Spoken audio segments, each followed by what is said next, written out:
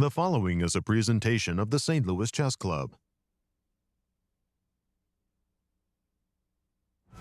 Dynamic play created decisive results at the FIDE candidates in Cyprus. A misstep by Wei Yi gifted American favorite Fabiano Caruana an easy win to remain tied for first. Now Fabi will face off against co-leader Javokhir Sindarov in a marquee matchup for control of the standings. Day 4 of thrilling chess, coming up next.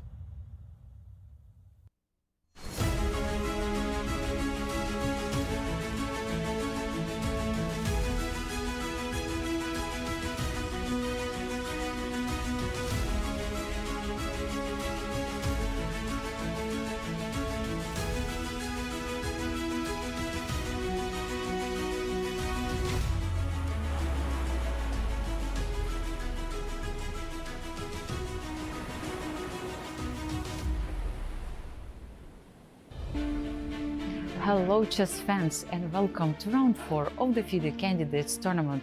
We are here at the playing venue and the round is about to start. Will the players give it all before the rest day?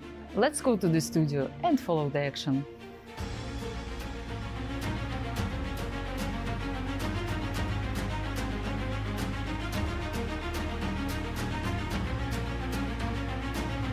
Hello everyone and welcome to our show Today in Chess. I'm your host Nazi Paikidze and I'm here with my amazing commentator Yasser Seirawan. Nazi, as always, a great pleasure to be with you and Maurice in studio. It's so much fun. Hello everyone and welcome to day 4 of the Candidates Tournament. I tell you, it's early days, but something about today's round is so very crucial as our two tournament leaders square off. How are they doing? We're about to find out. But first of all, the standings, Nazi. Do the honors. Where would you like to start with? Yes, sir. Going into round 4, yes. We have two co-leaders, Fabiano Caruana and Javokhir Sindarov. And as you mentioned, they're facing each other right now. Sharing third are two players, Praggnanandhaa and Matthias Blübaum. And for the ladies? In the ladies section, we had decisive results yesterday, so now there are two players tied for first. That's Katerina Lagno and Bibisara Asubaeva. Then there's a lot of players at 50%. Tied for third, yes. And tell us about today's pairings, the matchups. Absolutely. Everybody's watching this big matchup between Javokhir Sindarov and Fabiano Caruana, but exciting games going on other boards as well. Andrey Esipenko is facing Anish Giri, Wei Yi against Hikaru Nakamura, and Bluebaum against Praggnanandhaa. Well, the players have started the round. Maurice, jump in, go around the horn and tell us who's got the advantage. Yes, well, of course, it's exciting times right now. It's only 3 rounds in, but two players are a point ahead of their closest rivals. It's early in a tournament for that to be the point distribution. Pretty remarkable, actually. 2.5 points for each of them, having won 2 games so far. And now they face off against each other, and they're in an exciting battle. But I've got to say, one player is feeling pretty good right now, and it's the youngest player in the competition, Javokhir Sindarov, against Fabiano Caruana. And if we jump right to the position, we see here that White actually has a slight edge. Incr even likes it a bit more. He played this move c6. His rook is under attack to a knight. He said, go ahead, you can have that rook. I'm going to attack your bishop on c6. Your knight will be trapped in the corner. Fabi would have none of it. Took, and then play rook to g8.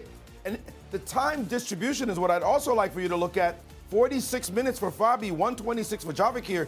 In this position, he actually spent 26 minutes to play the very straightforward G3. Went to a deep think outside of his preparation for the very first time. Before that, he had spent no more than 1 minute and 26 seconds on any single move. Fabi already down to 46 minutes on the clock, and it's only move 17. So Fabi's going to have to be really careful in this one to avoid the preparation and especially keep up on the clock. You know how you can get into deep trouble and blunders occur when you get into time pressure. The next game we'll look at is the game between the other American, Wei Yi and Hikaru Nakamura. And this game started off a bit strangely. You go back just a few moves, in fact, and you can see this combination of the knight off on pawn on a6, and now the g6 move, creating what is typically known as a Dragendorf, a twin hybrid of the Najdorf and the Dragon. But it's not supposed to be that great for black if white plays the Yugoslav attack, put the queen on d2, castle queenside. But after knight bd7, Wei Yi blinked and played a4 after a lot of thought, and you can see his advantage has dropped dramatically with this move. So Hikaru looking to remain in this game. He desperately needs to not lose, keep the balance at least, and maybe even win so he can make a run later in the tournament. We'll now go to Matthias, Bluebaum, and Praggnanandhaa, two players tied for third place.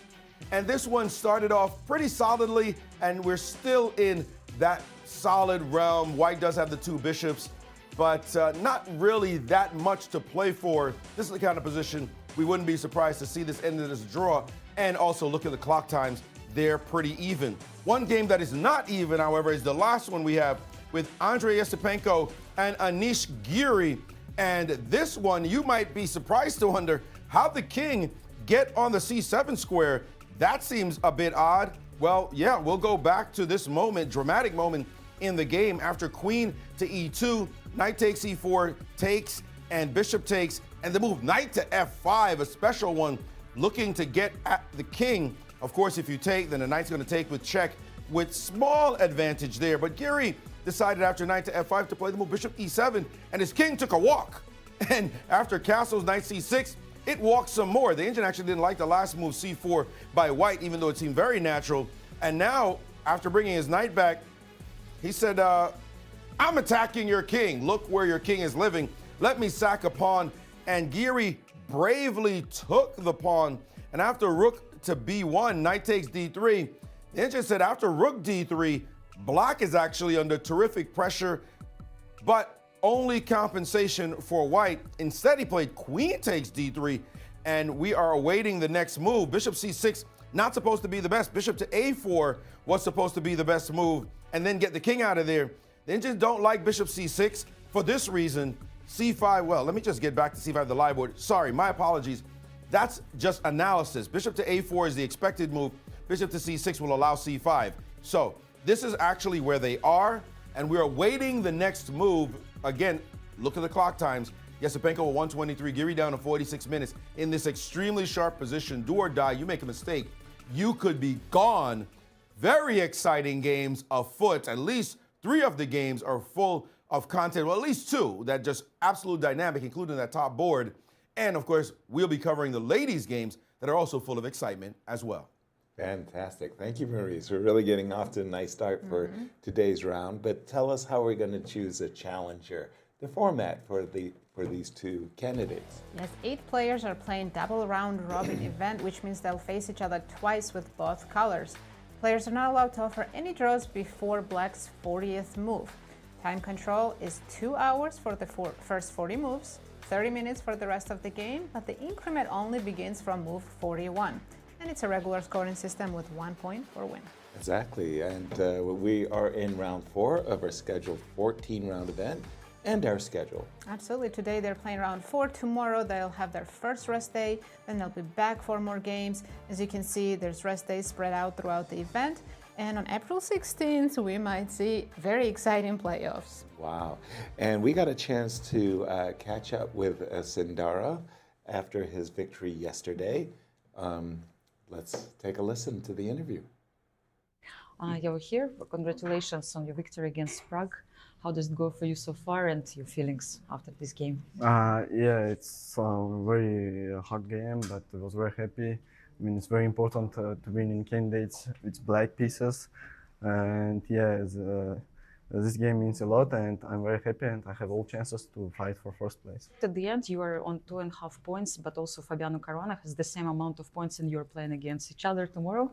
What is your mindset?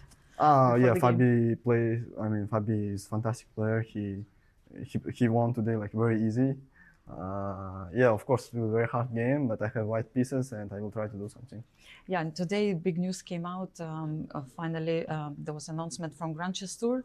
Gukesh Dommaraju, he withdrew from the full tour player of GCT, and you are replacing him in Romania and St. Louis, as well as Rapid and Blitz. What are your thoughts about it? If really, when I heard like someone was skipping Grand Chess Tour and they want to invite me, I was very surprised and I was very happy. because like for every chess player is a dream to play in Grand Chess Tour, and I'm very happy to be part of this tournament, and of course I will try to win this tournament. And yeah, I was surprised, like Gukesh, I mean, how to say, Gukesh Decide not to play. yeah, it. decided to not play in this tournament, but I was thinking like someone who has a contract in esports, but I'm really surprised. But anyway, this tournament will be fantastic, and I will try to do my best in Grand Chess Tour also. And Yasser, they are playing for first place, of course, to Yes. qualify for the World Championship match, but also they're playing for a lot of money. Tell us about the prize fund. The minimum prize fund for this event is 700,000 euros. First place winner takes home 70,000, second place 45, third place 25. But in addition to that, they get 5,000 euros per half point earned. Nice prizes. Very, very nice. I'm jumping right into the game of our players who are tied for first, referring, of course, to Sindarov and Fabi as the players. In particular, Fabi's taking some time on these last couple of moves. It was knight d4, knight takes d4, e takes d4. And right here, rook g8. And for Javokhir, g3. Very, very logical. But on the other hand, he could be thinking, I'm going to be forced to play f3. Maybe I should just start with f3. Right? And Yasser, he actually took 26 minutes on that move. That was the first time in the game he started to think. Because I have the wrong time on my, okay. But please continue. Yeah, up until now, he was still in his prep, blitzing out, and Fabiano was falling behind on the clock. And on g3, he spent about half an hour. So I was thinking that he must have been considering this. Absolutely. This position. And he might be thinking that, well, when bishop d6 arrives, I'm going to end up having to play g3 anyway. Possibly, but how about rook c1 here, so that if you sack your bishop on c6, f1, so I can run with my king. Rook f-c1. Just to avoid playing g3. I got you. Trying to find ways. Rook f-c1, Yes. and my bishop has to... Well, if you move, I have rook c4, I can kick your queen out. Yeah. Bishop b5 might be checkmating, right? Exactly. Oh. So I agree with you. I think f3 maybe was a better option. Okay, because he did take a lot of time, and the question was, if I'm going to be forced to play f3, maybe I should just start with it. He did include g3, and now Fabi is sitting there thinking to himself, okay, should I play queen d5? Include queen d5, provoke f3. Provoke f3, then just munch, and get something similar, or take the pawn right away. How do you decide? Yeah, or do I just take at once, bishop e3, then queen d, and trying to weigh that scale of which to do is difficult. But at the end of the day, the funny part is black is a pawn up, but he's got a real problem. Fabi has a real problem. What to do with the king? The king can't go kingside. Queenside it's wide open. So you're just going to have to stick it out in the center. Survive in the center, yes. Right. Now, from White's point of view, what I would really love to do is go rook d1, rook c1, bring my rooks. As Maurice always says, bring out the rooks. Yeah, put the rooks in the center. And very importantly, I really would like to take this pawn on a6 so that I have the b5 square available for rook c1, rook takes c6 combinations.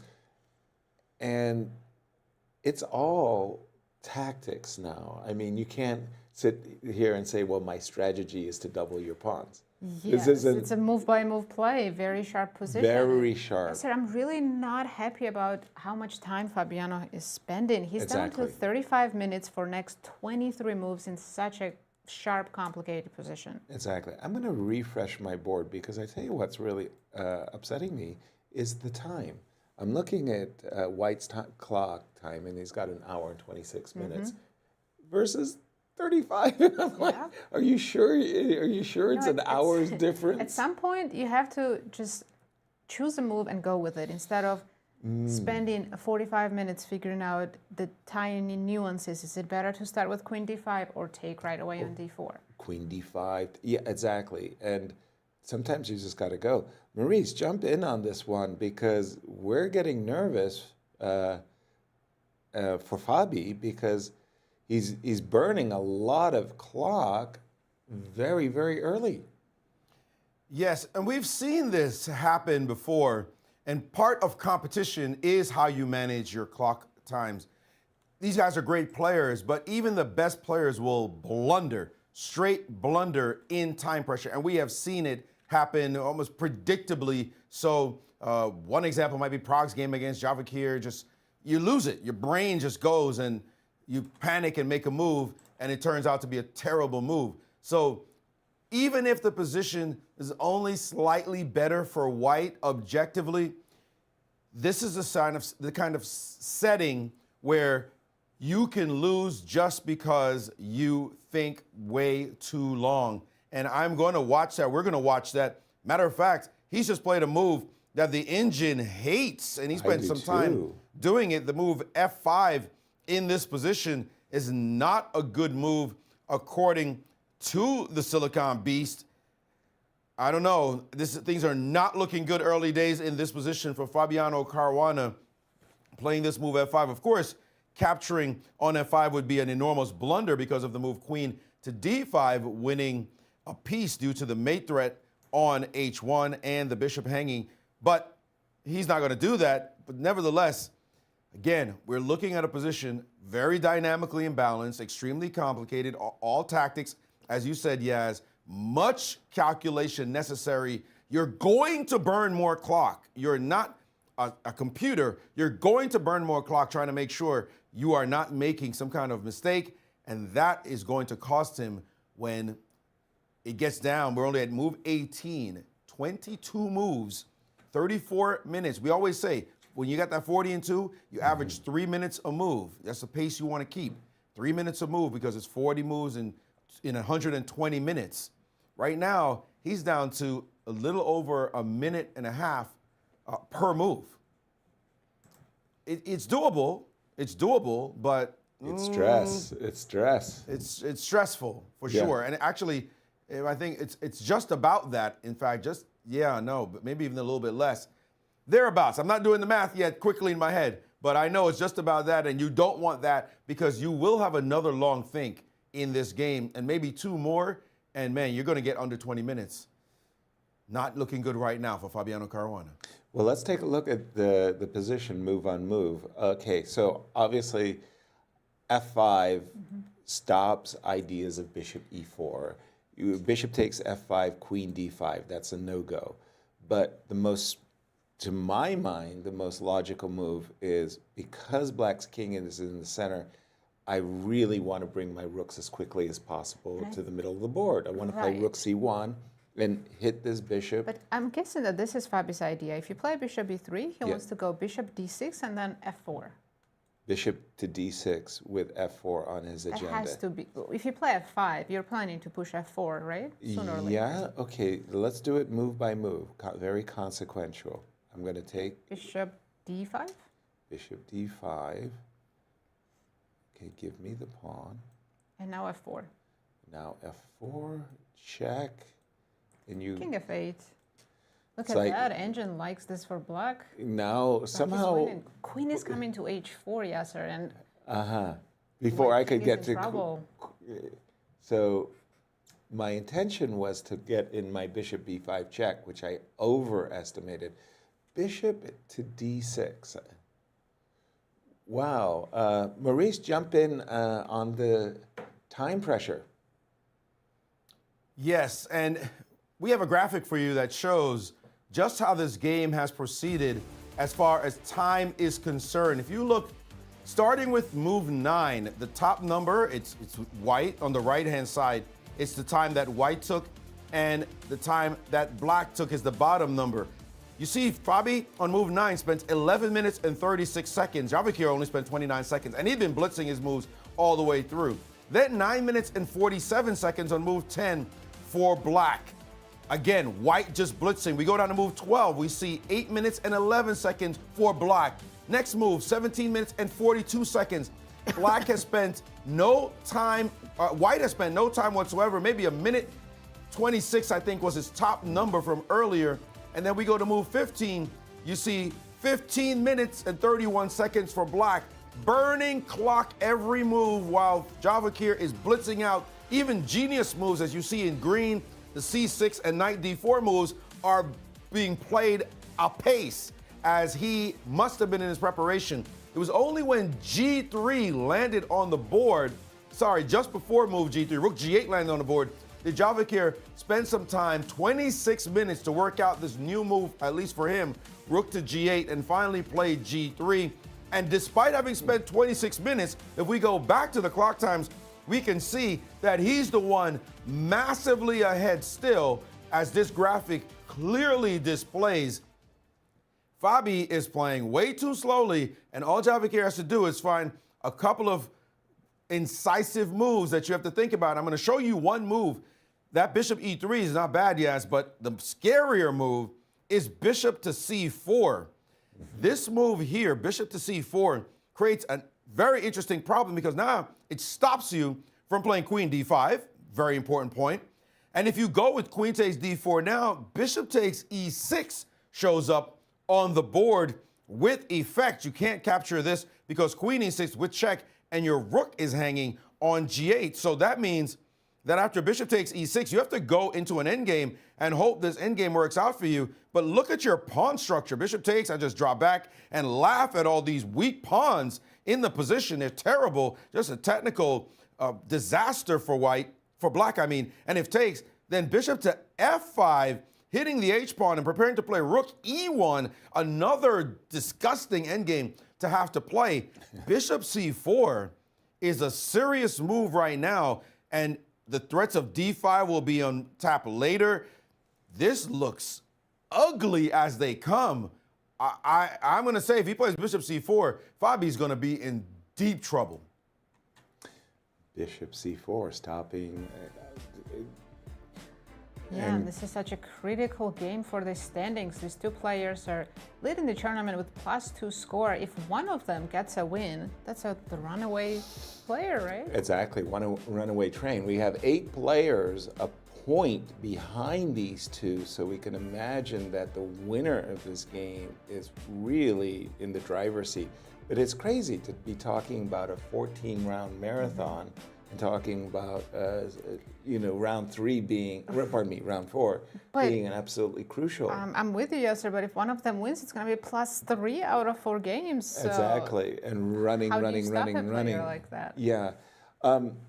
By the way, Maurice, I'm warming up to and really appreciating the move bishop c4. I'm a pawn grabber, so of course I find myself drawn to the move bishop takes a6, because I like playing bishop takes a6 and bishop b5. Bishop c4 stops this queen d5 business that provokes f3. Bishop e6 is a threat. I couldn't figure out how should black play here. Rook g6 to defend from bishop e6, but then there's d5 and rook d1, and black's position collapses. Yes, exactly. Rook d1, maybe bishop. No, immediately d5. Or just d5 immediately. Yes, and then bishop rook takes d5 and rook This d1. is like, I'm fine being down a pawn. Look at the position. Exactly. I'm not even down a pawn. a6 is mine if I wanted. True that. Bishop takes a6 is a bit. But I'll take on d5 here, completely mess up black's pawn structure. Queen e5, and this is not what we want to see. It's really looking like a huge initiative. Just if simply a Javokhir plays huge that initiative. bishop c4, Fabi's in huge trouble. Okay, one more look, because oftentimes when your king is caught in the center, you think to yourself, "Oh, what a relief it would be to trade queens." So let's have one more look at this move. Queen e4, queen takes, bishop takes e4. Maurice was saying, just look at your pathetic weaknesses here and here and here, and it's true. And yes, even without the queens, black king is still not happy in the center. Can't Just give argue me a with couple that. of moves. I'll put the rooks on e1 and d1, and this is, can I close my eyes? Castle? I mean, f7 is hanging, but I would go bishop e3 first because... Yeah, I'll go king b7. Bishop e3, king b7. Okay, Like, then I'll take the pawn on f7. it's Help a the extra pawn. It's a good pawn. What's your compensation? It's not based on rook d2, that's for sure. Wow, looking good so far for Sindarov, who's white. How do these two match up? Let's see if they've played many classical games. I can't imagine. Nope, just One. one, and it was a draw. They, I think. Maybe it was the Swiss, the FIDE Swiss that they FIDE Grand Prix? FIDE Grand Prix, maybe. But single draw. So, but you heard in the interview, Javokhir was saying that he really respects Fabi. He thinks he's a great player. So he knows Of course, yes. very well. I saw a social media post when they were asking the players, when you hear the word candidates, which player comes to mind? All of them said Fabiano. Six candidates appearances. This is his sixth. He's the most experienced. Two of the players have three candidates, Anish and I believe it was Hikaru. Hikaru is actually his fourth time. Even his fourth time, yeah. Okay, big moment. Speaking for... of Hikaru, should we check how he's doing? Or Maurice, over to you? Yeah. I just want to show an unbalanced game that looks like it's going well in one player's favor, and it's the game between Andrey Esipenko and Anish Giri. Anish had to find one and only one move to keep the balance. Remember, his king marched from e8 to d7 to c7 and really wants to find a home back on b8, but he couldn't just go there because he drops this pawn on d6 for absolutely no reason. So how do you defend? If you play bishop to c6, you get hit by the move c5, and it opens up your king because this check says, sorry, you're not going anywhere. Just hang out a while in the middle of the board, king d7 being forced. You don't want to play a position like this one. So Anish had to dig deep, and he followed the Levon Aronian rule. Levon said, if there's a position with only one good move and you tell a player he has to find it, strong players find the move. Anish Giri is a strong player. He found the only move, and it's a great move, gives him a sweet advantage because now if you play c5, the rook gets caught first before anything else happens, and a capture on d6 helps not at all because here black has at a minimum bishop takes h2 check, trading off queens, but can also brave the move bishop to e5, and the attack is gone. If you try to play queen check, hitting white's queen, then there's king to b8, rook takes, and rook takes. There's back rank mating problems. You've got to go all the way back to stop what's happening on the back rank. And now the move bishop to b2 with rook c1 coming. This is deep analysis, folks. This kind of stuff Anish will find, calculate, and prove that he is indeed winning in this line. Bishop to a4 on the board as we take a look at the lifetime stats. And Anish has owned Esipenko in this matchup. 3 wins for him. And could it be a fourth today? Anish needs it desperately. He's down at -1 in the standings at the moment, and he needs some kind of win so he can chase down Javokhir and Fabiano. Wow. That was a big... that line was incredible also. And yes, psychologically, now when you're playing a player who already beat you 3 times and you see him coming at you with the black pieces, yeah, you know you're in trouble. Exactly. Yeah. I'm still stuck on Sindarov and Fabi's game. Bishop c4 was played. That was actually the most crucial move. I was looking at bishop takes a6 and bishop e3, just developing. But bishop c4 introduces a very nasty combination of bishop takes e6, challenging challenging black to take the pawn. And if you do take the pawn, we've been looking at these endings, and they have favored white. And that's actually black's best option to go into that endgame. I was about to say, I have one other move that I would consider. Well, now I'm trying to trick you. I'm not taking on e6 now, yeah. Because bishop Rook takes E4, e6, right? rook Nice e4. play, yeah. And if you go, I mean, that rook just did a little pirouette with the rook. So rook to g4? Two moves come to mind, rook d1 or bishop e3. Okay, but now there's no combination, right? For now, but your rook is not going to stay on g4 forever. That is true. And d5 is still a threat, so I can play bishop e3. Okay, bishop e3 and just hang around. Because if you do bishop d6, like we were planning to do before, you're not threatening f4 anymore. The rook is hanging on g4. True that. I'm still going to play rook c1, rook d1, d5. Can I play like king f8, bishop g7, king f8? I want to get my king out of the way. Maurice, I'm trying to get Fabi's king out of the center. I'm not doing a good job. Please come to my rescue. Listen, I'm not trying to help you, Yaz. Listen, when you are trying to rescue a position, you know what the storyline really is. And I got to say another storyline that we always look for when we look at these events.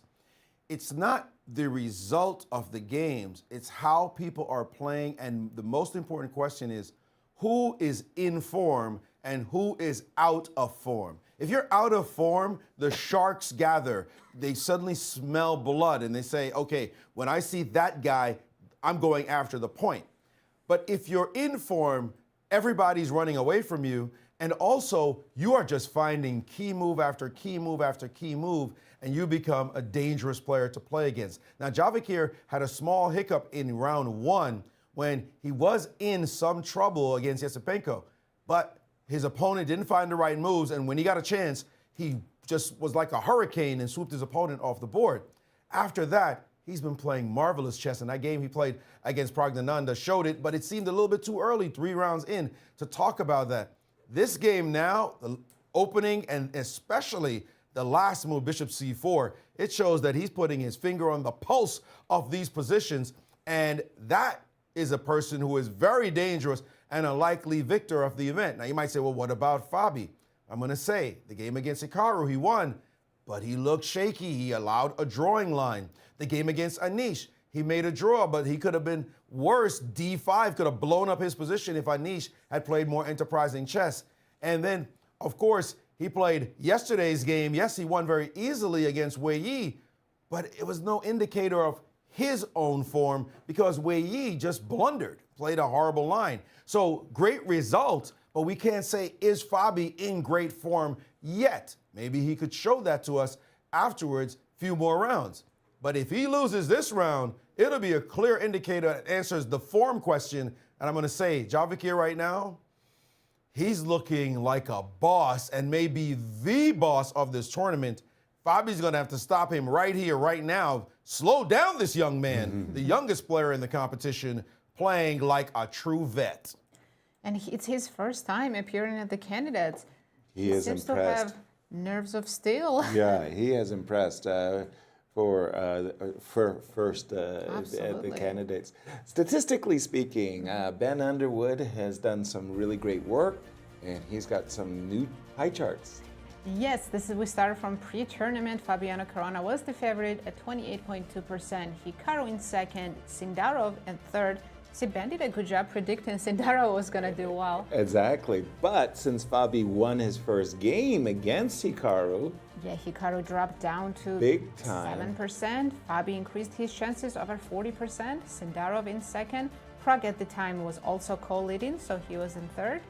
After round two, everybody drew, so nothing really not changed. Much change. Fabi just slightly increased his chances, but with his win, look at that. It just looks like Fabi's pie, but with a big slice over there for Sindarov as well. And today's game can completely decide. Yeah, that chart would change dramatically. It will either be all blue or yellow. I think I'm struggling with Fabi's position, and I think I found a good reaction to bishop c4. Again, bishop takes e6. I desperately want to avoid a combination where the center blows up.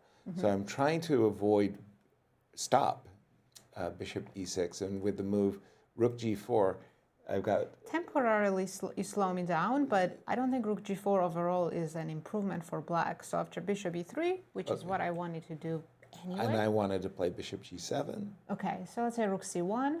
Okay, We'll have to waste the this tempo one. on defending the bishop on c6. I'll waste a tempo defending my bishop All right, on let's c6. Rook And- f to d. Oh, if I take on a6, threatening rook c6, you have to spend another tempo. Do I take a pawn or? See, I want to put my king on f8. I'm wondering if I'm going to take. Whoa, whoa, whoa, whoa, This whoa, bishop whoa. b5 with a check. Queen d5, rook takes c6 is embarrassing. So I guess it is king over. Here I really want to make d5 work with bishop c5, but it doesn't. Ooh, glad you told me. See, yes, queen takes d5, and I sidestep your cheapo. I can't believe you would try to trick me like that. Maybe I was too greedy. Okay. Let's take one move back. Just Okay. one move. After queen d6, let's play rook f to d1. Look at, So let's centralize and play for d5 still. okay, there is a peshki, but I'm getting out of dodge. And d5. I'm going, now I And made it work. Bishop c5 is still Oh coming. no, I walked right into an uppercut. And I warned you, Yasser. I'm so bad.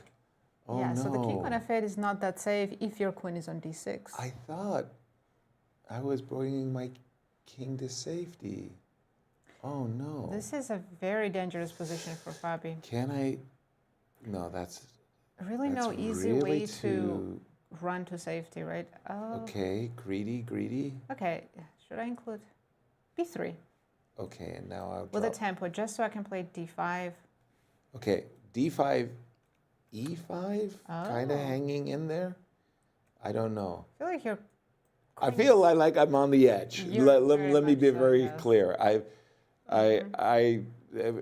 appreciate the fact that I've really played dangerously. And let's not forget the clock times. Fabi right now down to 24 24 minutes. And my he has to gosh. deal with this position for next Oh. 22 moves. 23 But- for him. I didn't see. Okay, considering the current position, apologies. I'm just going to refresh my board, but I do believe this is bishop c4. Is there a better move than rook g4? Because No, Yasser, I think the best is to take on d4, go to the endgame. At least that way he is not worried about getting checkmated, and he hopes to survive the endgame. but how am I Very supposed? unpleasant, but Maurice said if I take with the pawn, Bishop f5. then this Yes. one and this one, and I'm not like, fun. no, I'm pawn down and I'm Should take worse with off. the bishop. That's Okay. Fabi's best option. And then we drop back with our bishop. Now that was a question. We dropped back to b3 in the past, but I wasn't adverse to even.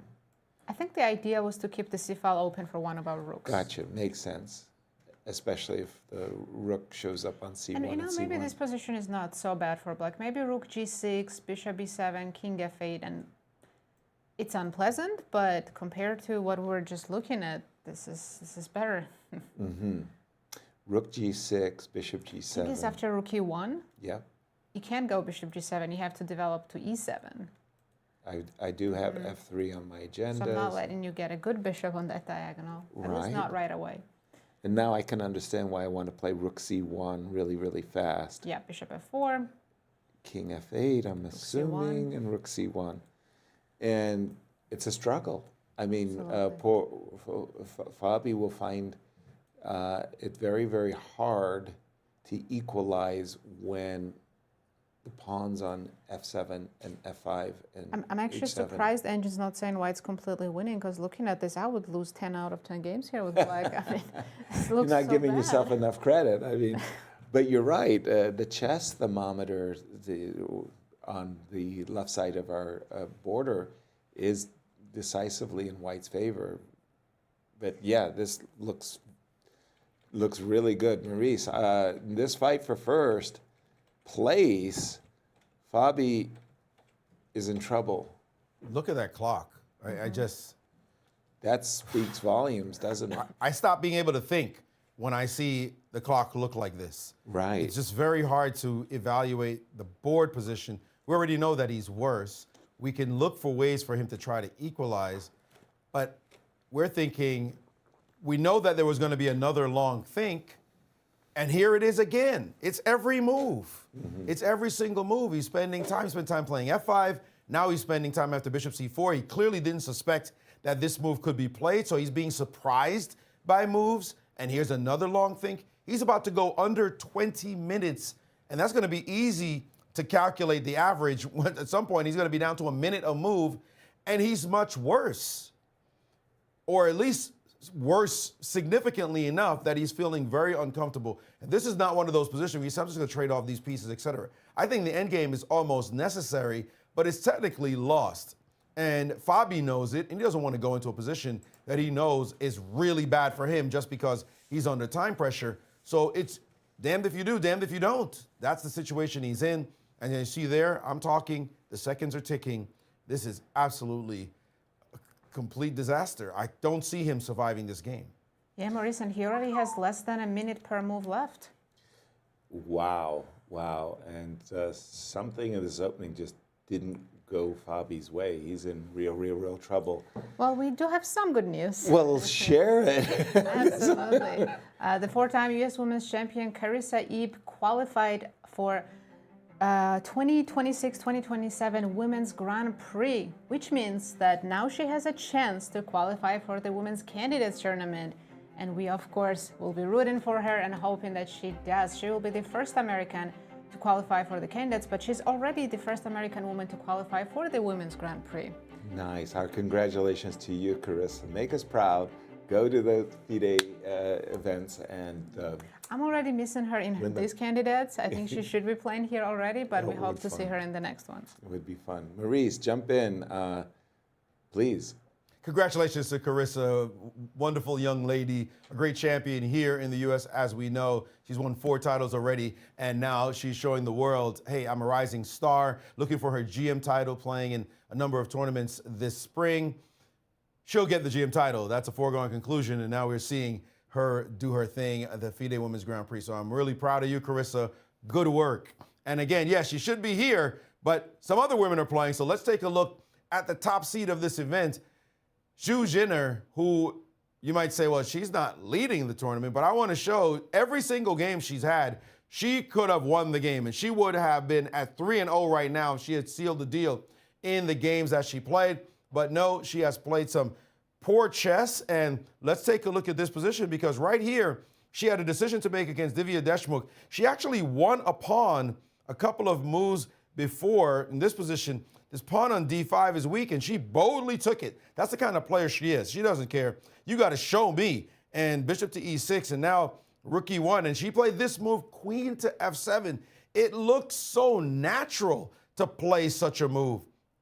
Turns out to be a bad one. You need to play queen d7 and give your bishop the f7 square. That is real subtle because queen f7 just looks so good. But it's bad because of a beautiful move, bishop to d2. Now a threat of rook takes e6 on the board with knight f4 to come.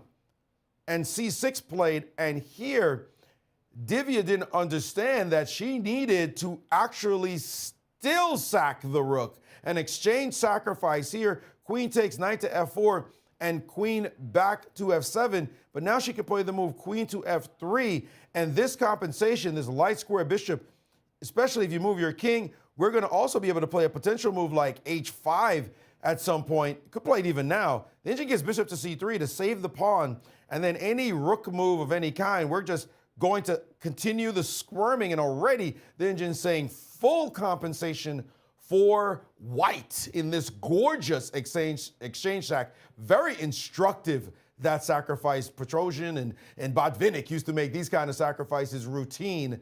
That's a defensive ploy that we all should learn. Certainly Divya is going to see that after the game and say, wow, even in this position.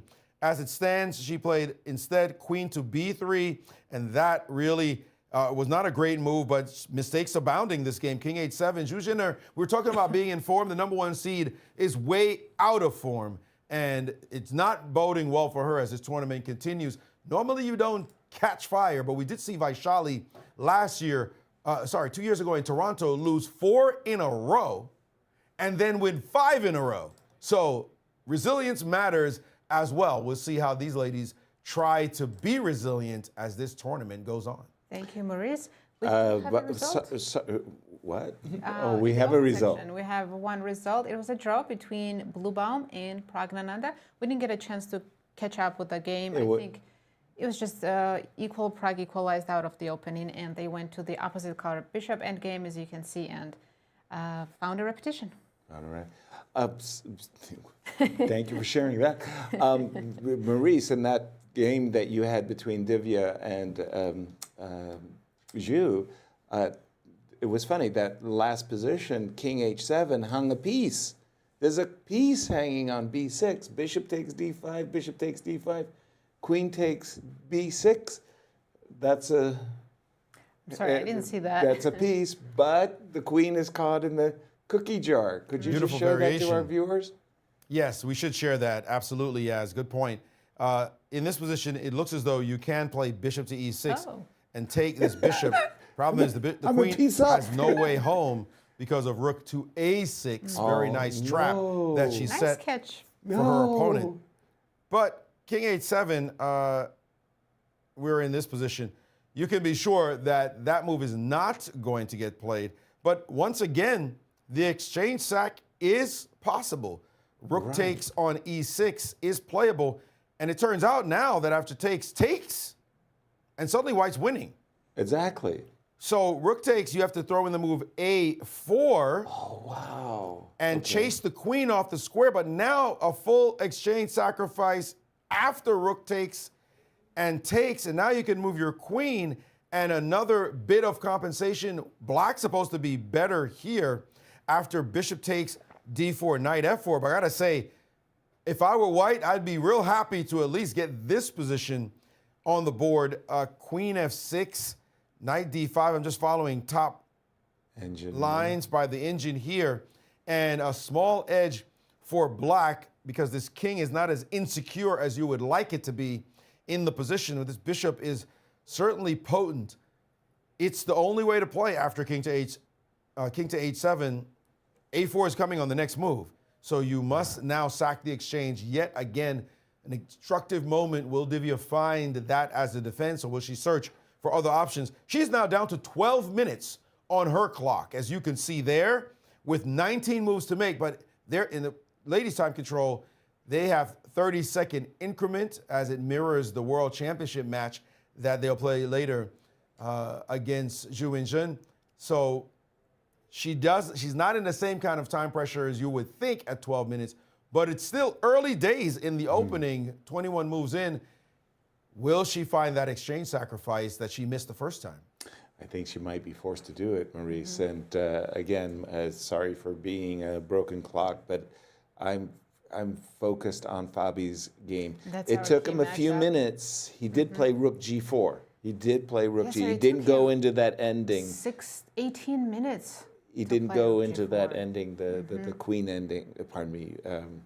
Queen takes d4, bishop takes e6, and trading queens. This is the absolute key moment. If Javokhir finds another best move, which is bishop e3, because it is much better than the other options, then I think Fabi might not recover from this. Bishop e3, and the idea from white's perspective is to play moves like rook to d1, rook to c1, and he's aspiring for the move d4, d5, taking advantage of the fact that the king isn't safely castled in the position. But if Javokhir doesn't play bishop e3, then I think Fabi will get another chance squirm to his way out, climb his way back into the game. So why is, for example, rook d1 bad? I'll take on d4. Because remember, and then you want to trade a pair of rooks. Yes, plus I'm taking your central pawn, no more d5 threats. So you can play bishop e3 here, which is very scary to me. But the engine says it's not as scary as the other position. I mean, I'm looking at black's position. They have a pawn, but completely undeveloped position. The king in the center, so many weaknesses. It looks terrible, but see, engine says it's less than +1. Well, in this particular case, I'm not suffering with f7, f5, h7. I've got a pawn on e6 at least. Fabi could fight his way out of this one. Bishop e3 has been played. What has been played? Bishop e3 on fire. On the board. Jeez, he's finding every move. This kid is acting, I mean, seriously, and quick. quick. That's the problem. 16 minutes, now under 16 minutes is Fabiano. He's just seen move 19, bishop e3. He's got to make 22 moves? Am I counting that right? No, 21 moves to get to. This is crazy now. 40 seconds a move, guys. Yeah, no. He's down to crisis mode, and his position is not good. Yeah, he went from 3 minutes a move, the luxury of 3 minutes a move, to a quarter of that. Okay, bishop e3. You know, I'm finding issues. This bishop on c6 is a tactical target. Oftentimes the bishop takes e6, oftentimes. So we'll drop the bishop back. Oh, hold on. I want to do it this way. I'll go here. And what did you do last time? Rook c1. Rook c1. And then I'll drop the... last time I was playing queen d6 and getting myself into hurting myself. Okay, and if I go... Rook d1? Rook d1 here. And now I'll go king f8. And now I'm... d5 still. Are you still going to play Yes. d5? Dirty rat. As long as your king is still unsafe, I'll try to break up the center. And how are you going to survive? Well, I'm hoping that with king g8... Bishop d5? Bishop and d5. rook c5. I'm getting that right away, getting it back.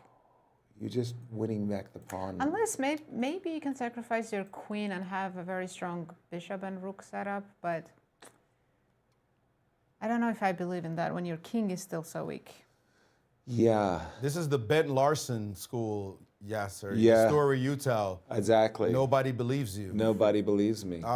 Yeah, it was like... But it was strange because I was almost a move or two away. Okay, now I think I'm getting it a little bit better. Okay, so rook g4, bishop e3, bishop g7, rook c1. No, I still don't have the timing. I want to play king f8, rook d1. Tempo behind. Yes. Yasser, I think it's important what you're showing. Yep. The engine is saying this is definitely much better for white. Agreed. And what you're showing is, as a very strong grandmaster yourself, you're trying to figure out how to get to something reasonable, but the position is definitely worse for you, so something bad has to happen. And the key thing in these isolated pawn positions, there's one main strategy that crushes the black position, and it's the move d5. Yeah. Right? d5 is the money move. That move, if we see the move d5, that's going to hurt. And so d5 usually is a money move with the black king on g8 in the isolated pawn positions. The king on e8? Yep. It's just all the pieces are drawn, desperate to play this move d5. The pawn on a6 has almost incidental significance in the position. It's d5 that white wants to play when your pawn is isolated because you yourself have this weakness. So if you can get the move d5 in, you clear up the weakness, and you blow up in the position, and the opponent's king is weak, excuse me, what? Yeah. So those are the next two moves, and we know you can't get out of it because the engine is already making it clear to us that it's not possible. What can he do to maybe create some distraction? That's what you really want, because solidity is not going to work. You don't have the time for it because you've lost so many moves. Thank you, Maurice. Yes, sir. I think we need help. Someone. That's what I'm thinking. We need some help. How can Fabi survive this? So let's welcome to our show Awonder Liang. How are you doing, Awonder?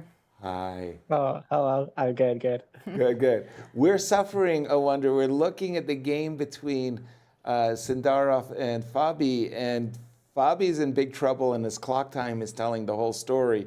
12 minutes, and he hasn't even made his 20th move. But his position's tough. Jump in and help us. What's your perspective of the position? Obviously, he's in trouble, but how do you save him? I'm helping black, to be clear here. Yes, correct. We're giving you a very difficult task. They gave me the hard one, yeah. Yeah. I don't know. I just joined the show, and wow, it's He played I bishop. think this one is Bishop d5, I think, was the last move by Fabi. Fabi was trying to stop d4, d5. I wonder, in your experience, if you were in Fabi's shoes right now, what would you be thinking, and how would you try to survive this? I've never been in his shoes, but I'd probably just say that I'm Fabiano Caruana and I'm better than everyone else and survive easily. That's probably what would happen to me if I was playing from the white pieces. So I think there's still some hope for, there's still a lot of optimism to go around because I think I've seen him survive these kinds of positions with frequency. I personally have never had the pleasure of getting such an awesome position from the white side against him.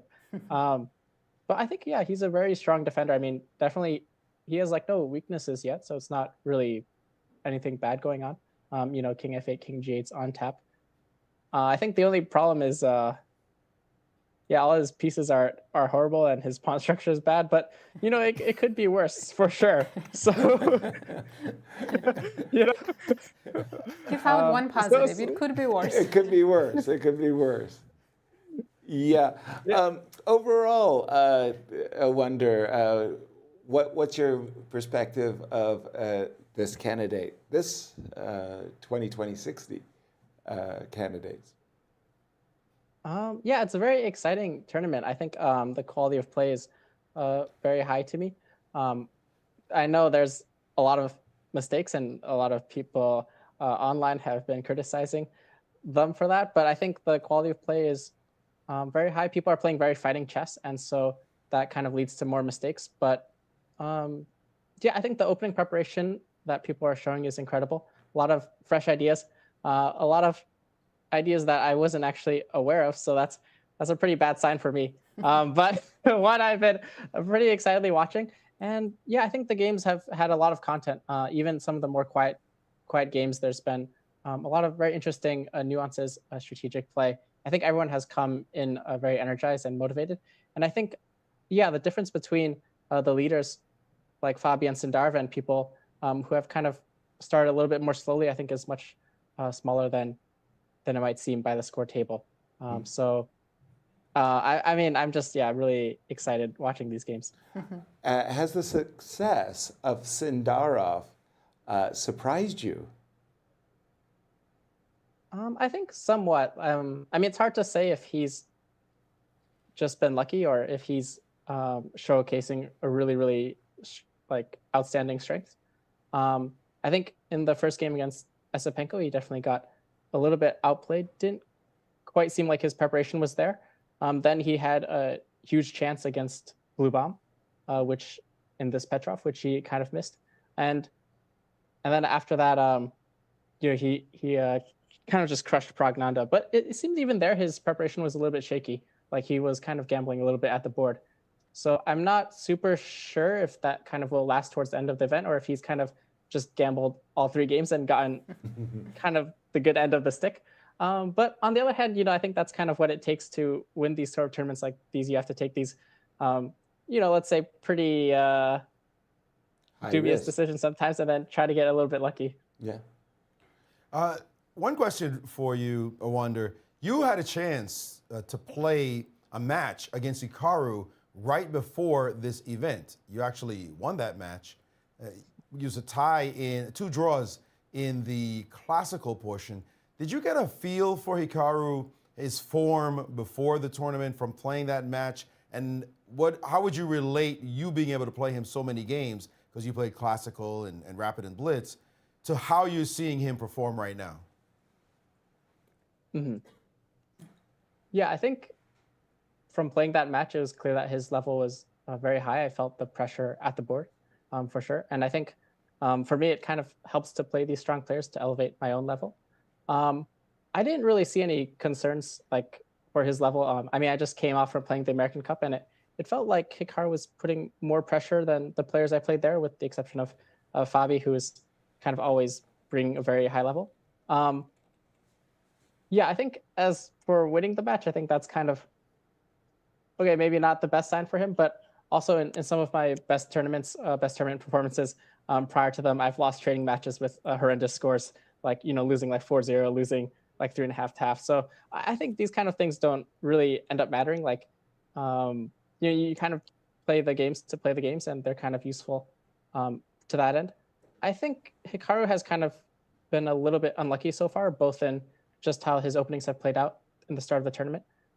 He just hasn't really gotten many chances, and then the one game against Fabi, he sort of accidentally lost after allowing this h4, h5, which turned out to be, I think, a pretty, I mean, maybe a little bit worrying that maybe his strategic play is not, like, sense is not quite there. But, I mean, yeah, these accidents can happen all the time. And I think it just goes to show, even though I haven't played this tournament very far a level away from qualifying to the tournament like the candidates, it just goes to show that even the very best make mistakes, and sometimes to capitalize on them, you do need a little bit of luck as well, as Fabi received.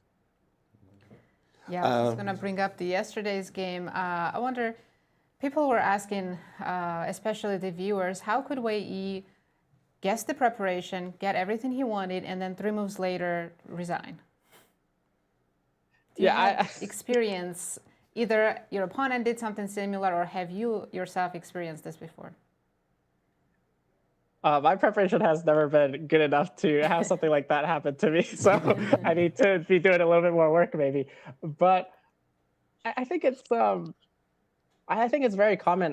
Many people have experienced just preparing these lines and then you play them at the board, and it kind of, maybe feels a little bit harder than it is on the computer screen. And I think the other aspect is also when your opponent's thinking for so long, like an hour. This does happen to me before, where you've just kind of lose focus because you're sort of sitting in your preparation. It's kind of hard to get back into that game state of like, I need to calculate and think. And I think certainly Wei Yi is a very experienced player, and it's very shocking for something like that to happen. And I mean, it's the candidates, crazy stuff happens here. And so it was kind of amazing to see, because I think I just woke up and then I'm like, this game is already over.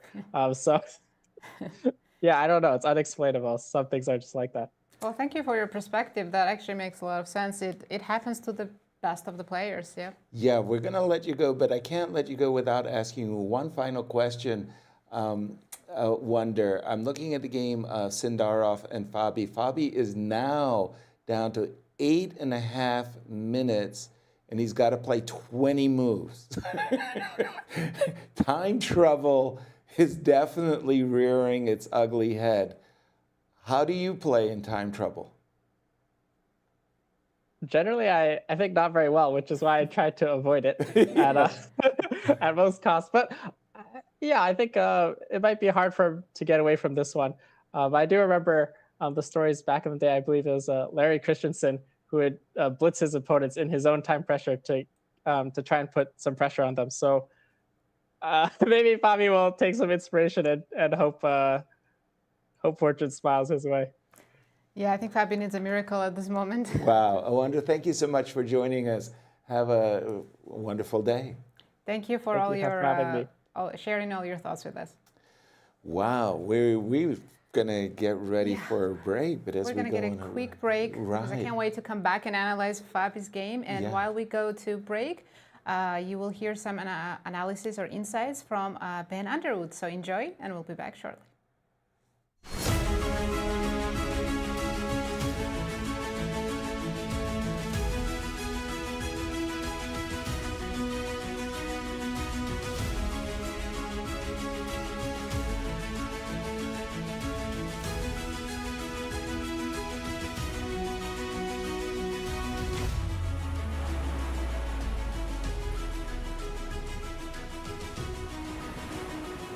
Hello everybody, and welcome back to your continued coverage of the Candidates Breaks. My name is Ben Underwood, statistician for the St. Louis Chess Club. Now, we're going to be diving a little bit deeper into these players, seeing what makes them tick. We're going to be talking brilliance and blunders and everything in between. So don't go anywhere, because I need your help right now. That's right, I need your help, and let's take a look at this graph right here, because I'm completely confused. Now, what are we looking at? This is the increased percentage in losing based on your time deficit versus your opponent. Now, what does that mean? If we're playing a game and I have 40 minutes and you have 50 minutes, that means that my time deficit is 10. So we have those time deficits on the bottom, 10 minutes, 20 minutes, 30 minutes. Now, in the candidates, if I have a 10-minute deficit, my chances of losing increase by 95%. As we get to 30 minutes, they stay around the same. My chances of losing increase by 90%. But then go to 40 minutes. my chances of losing are only increasing by 42%. And then by 50 minutes, they're almost equal, as if we had the same amount of time. That makes absolutely no sense to me. But let's look what like a tournament should look like instead. This is the St. Louis Masters. Now, I chose this tournament because it has around the same number of games as my candidates data set. This is a little bit more intuitive. If I have a 10-minute time deficit, my chances of losing increase about 27%. By 30 minutes, they double. By 40 minutes, almost triple. And then 50 minutes, I'm going to call a little bit of an outlier. However, I would really expect this graph to continue moving in that upward motion right there. So what's different about the candidates? To be honest, I have no explanation for you, which is why I need your help. Now, I have a couple ideas of why this could be. Now, it could be that these players are just so good that they are using their time very efficiently, cultivating positions where they're able to crush their opponents. It could also be that this 0 increment up to move 40 is doing a little bit of damage to where players get in some time trouble and are trying to blitz out their moves, and it's completely messing with their data. But I have no idea. We run this segment called Stump the Commentators. Well, this is Stump the Statistician right here. I need your help to try to explain it. I'm going to keep a look at the games and how they continue throughout the candidates and try to come to you all with an explanation a bit later in the rounds, but this one was fascinating to me. Now, we have time for another puzzle for today. This comes from the 2014 candidates, Peter Svidler versus Veselin Topalov. He played rook c8 right to me. We're going to come back at the end of the break with hopefully a great answer and great explanation into this awesome puzzle. Take 3 seconds, and we're going to move on. We have an increase in the total number of tournament blunders so far. We had 5 total blunders yesterday, bringing that total counter up to 12, and a few very, very significant blunders. Pragg on move 33 had a 48.2% drop in his expected score. Wei Yi on move 17, 21.35% drop in his expected score. These are very significant.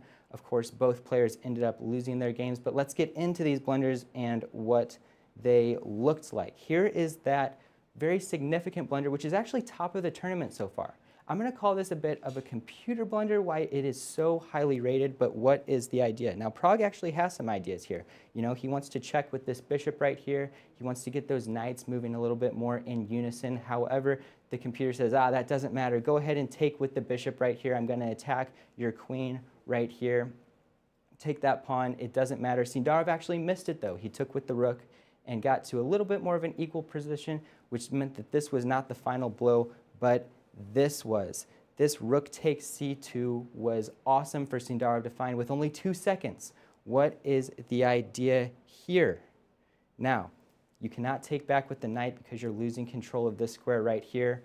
The double attack, check the king and the queen. You're going to lose the queen. So Pragg just stepped out of the way with his king, but it was too late. The game was already over by this point. Now let's go into the Wei Yi blunder. Brutal, heartbreaking for Wei Yi. This one's very simple. Just take with the knight. After you take back with the rook or bishop, you can play right here, knight to d1, and this bishop is attacked. No way for it to escape, and Wei Yi resigned on move 19. Now, why is this significant? This move 19 resignation is the shortest win in candidates' history. Caruana 1-0 versus Yi right here in 2026, crushing the previous record by 5 whole moves. We had Firouzja winning with white versus Abbasov in 2024, 24 moves, and Anand 1-0 versus Fiddler in 2016 with 24 moves. This is crazy. This game is definitely going to go down in candidates' history as one of the most significant, and it was very exciting for us here in the studio. Now, we talked about the shortest wins. Let's get into some of the longest ones. We haven't seen any of these records broken yet, but they very well may be later in the tournament. Giri won with black versus Esipenko in 2020. That was a 98-move game. Karyakin won with black versus Aronian in 2014. That was a 94-move game. And Grishik versus Kramnik in 2018 was 91 moves. We'll keep a look at these games. You know, we might have one that ends this long. That would be very exciting for us. But for now, let's get back to that puzzle and try to solve it. Now, I gave you 3 seconds earlier. I'm going to give you another 3 seconds. Go ahead and take a look here. What is the move? Very simple, actually. It is just h7. Now, what is the idea? You can move your king here, try to catch the pawn. You're also opening the line for that rook to go ahead and cover the h8 square, but now, brilliant move, bishop blocks on d8. Your rook can no longer get to the h8 square. If you move your king over here to g7, rook checks, and you have nothing else, and Topalov resigned in this position. A crazy puzzle. Before we end our break here, I want to take a look back at the chances to win the tournament. Look at it now after round 3. Caruana and Sindarov tied in the lead 4 points, but Caruana at a 53.4% chance of winning the entire tournament according to my model. I'm going to be honest, I don't necessarily agree with these projections. Sindarov is crushing in the tournament so far, and I think that his recent tournament performance should really be a tell as to how highly he is able to perform. You look at the recent tournament performance graph, and him and Caruana since 2025 are about equal. So Caruana at 53% and Sindarov at 26% seems a little bit too much of a gap for me. I would put those together, and especially in this really, really tough position that Caruana is at right now, I expect this graph to change drastically by the end of the round today. Now, let's look at some of the other players on this graph. Praggnanandhaa, Nakamura, Giri at those 6% and 4%. I'm not sure if I would keep them that low either. There are still plenty of rounds to play. Pragg, we know, is dangerous. Nakamura, highest rated player in the entire world. It is crazy. There's going to be some crazy results as well that drastically change this graph. I am very excited to see what happens in the future. For now, thank you so much for hanging out. If you have any questions, put them in the chat for me, and I will look to answer them in the following rounds. We're going to have continued coverage of the candidates with Yasser, Nazi, and Maurice coming up right now.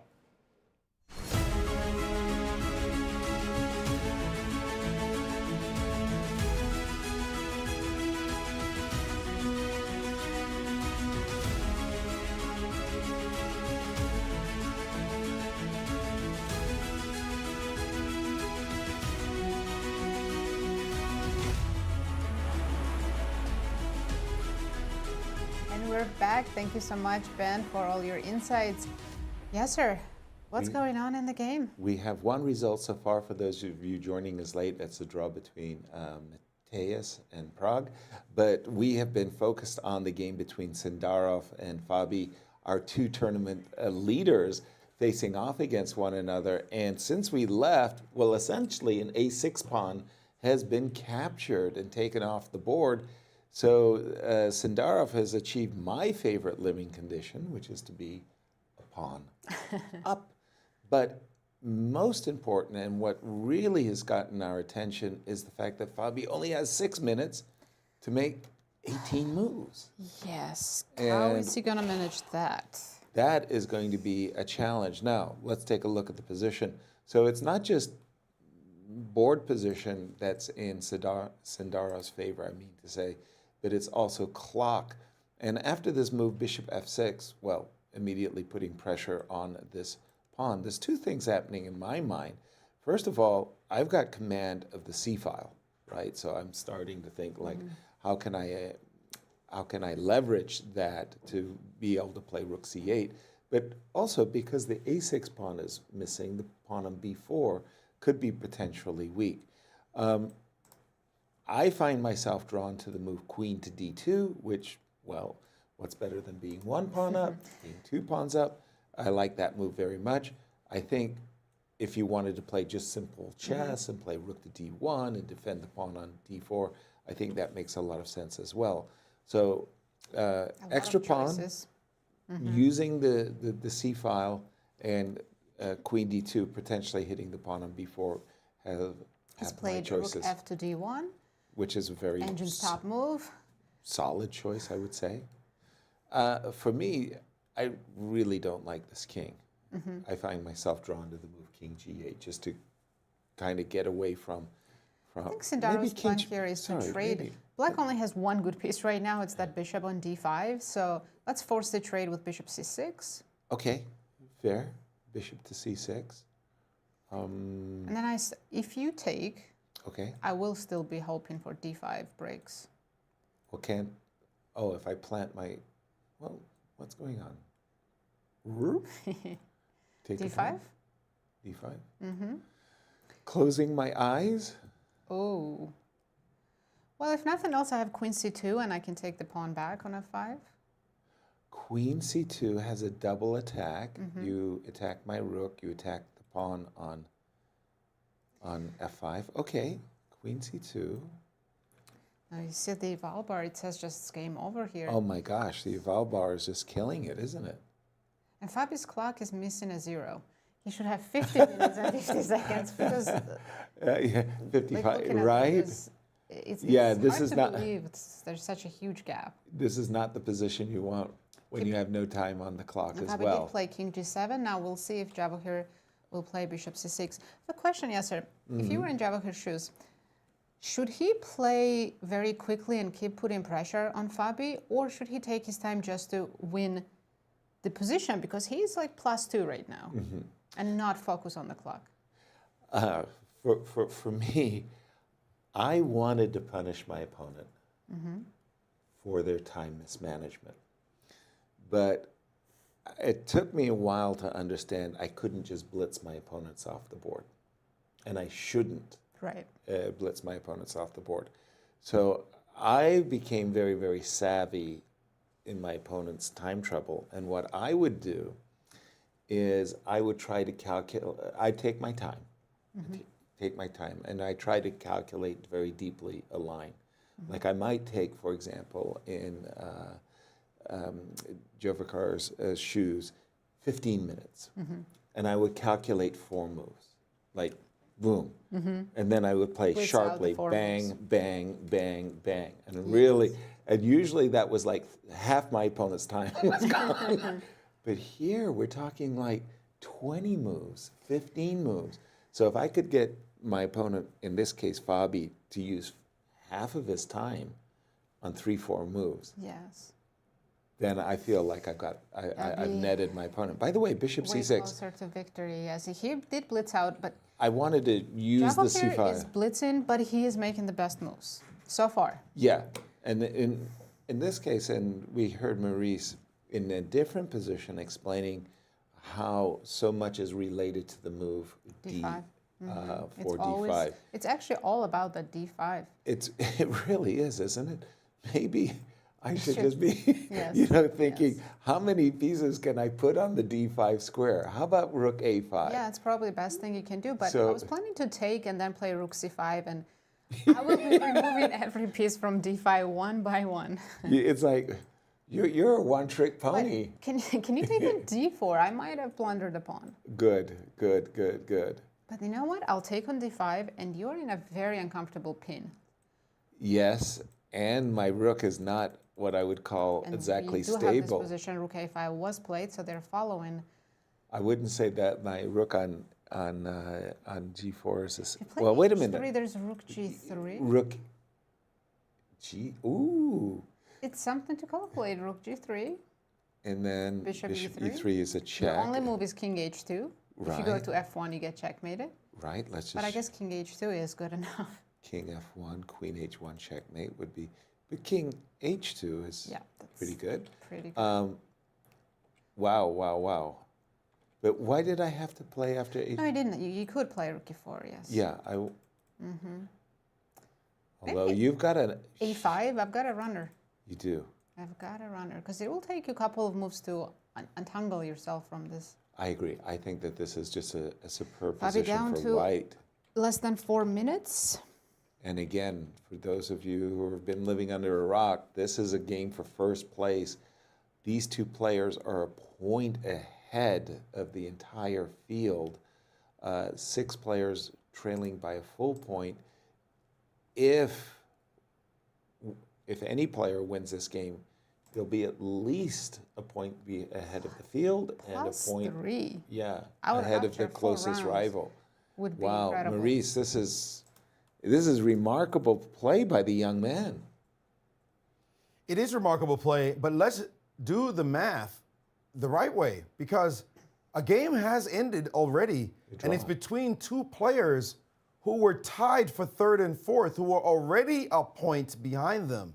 If we look at the standings, I'm not sure we can get it after this last draw, but certainly before today, as they came in today, that's the standings. Pragg and Matthias played each other just now, and they drew. So they're sitting at 2 points. If Javokhir wins the game, which is the result we would expect, or maximum he'll draw, hard to imagine him blundering, but if he wins the game and goes to 3.5, the only person who will be closest to him is somebody he just beat, and that will be Fabiano Caruana at 2.5. He'd still be a point ahead of the field, but against the player he was tied with. And the other pursuers would be a full 1.5 behind. They'd be looking up at him thinking, where are you going, bro? Like, you're running away right now. And again, he'd be at +3. They would be sitting at 50%. That means they're not just 3 points behind. I mean, when you're at +3, you're 3 wins behind. But also the concern would be if you win 3, he has to lose 3 for you to catch him, right? If he's at +3 and you're at 50%. So those 3 wins you got to make up. It's tough when the other guy is drawing and winning games and continuing. If he keeps on this roll, then only Fabi could catch him. But if Fabi gets pulled back, then nobody is catching him. This is a huge game, given that Matthias and Pragg just drew. Even if somebody wins and catches them, they're going to be a 1.5 behind, with only Fabi as the closest pursuer, a point behind.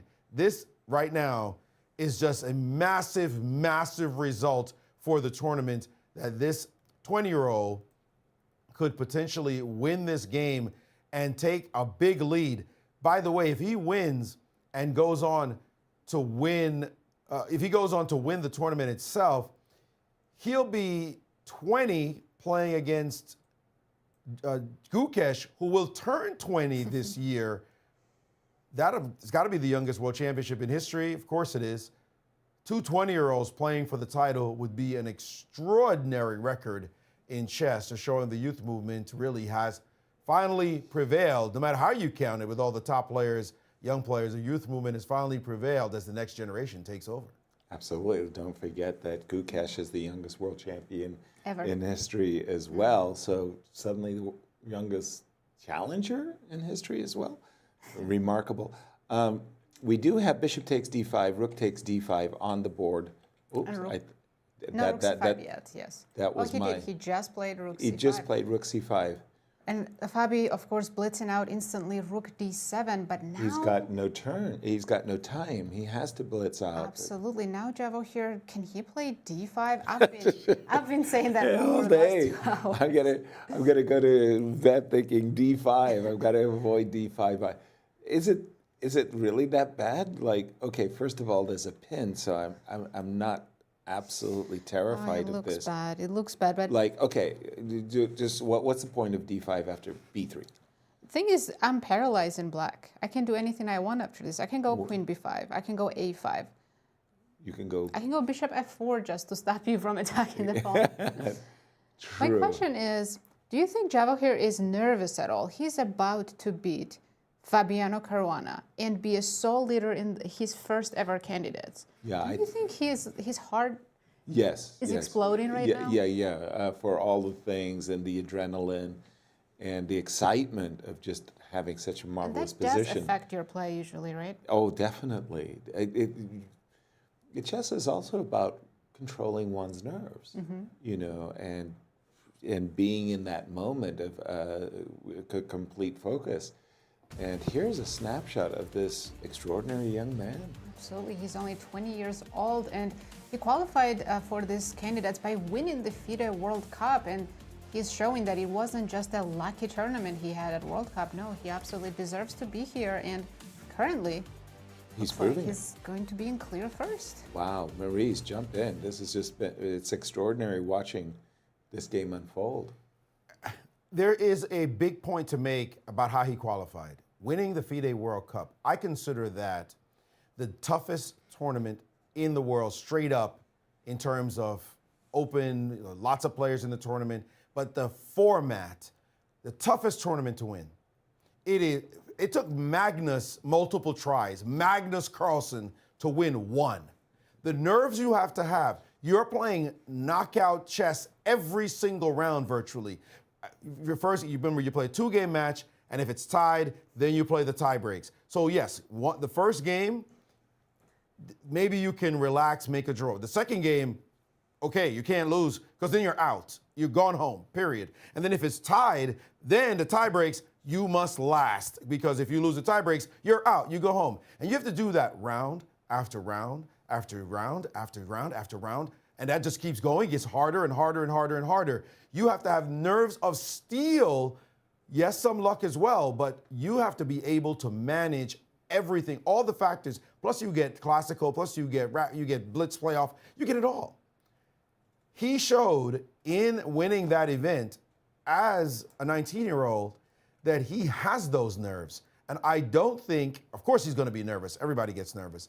But I don't think it's going to be nerves that throws him off because he showed that he can go in the crucible of death, the fire that you have to walk in order to win such a tournament with all those elite players. And very few people are able to pull that off if you're not truly the world's elite and win that thing. And he's shown it. And I got to say, I don't think he's going to be nervous. I mean, nervous to mess up his play. I think he's going to have to figure out what really is required to be done on the board right here, right now. And sitting at 46 minutes and 52 seconds up a pawn with a dominant position. And let me tell you, did he play it? Looks like he did. He did play D5. Fearlessly play the move D5. He understands the position, playing quickly. Fabi also took very quickly. And right now, it's all white all day in this position. Black's pawn structure, you just have to take a look. These pawns, Black does not have a single healthy pawn on the board. He might have equalized material, but none of his pawns look very good. They look ripe for the pickings. And this A pawn looks quite juicy, will be meaningful in a moment. He still has to make 13 moves, both sides, to get to the finish. But one side has 46 minutes. The other has 3 minutes and 44 seconds.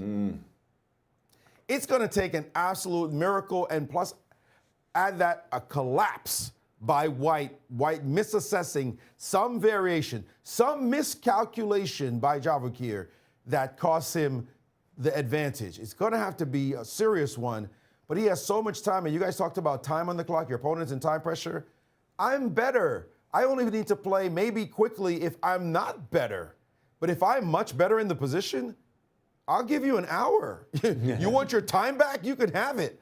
I'm not rushing. I'm going to massage you now. My position's better. I need to find best moves and ignore your clock because I'm much better. There's no reason for gamesmanship, a guessing, and maybe you'll make another mistake. I don't need another mistake. I'm kicking your tail. So he needs to just bear down and not play fast, play the best moves on the board, and let the position, or somebody else we know say, let the chess speak for itself. Exactly.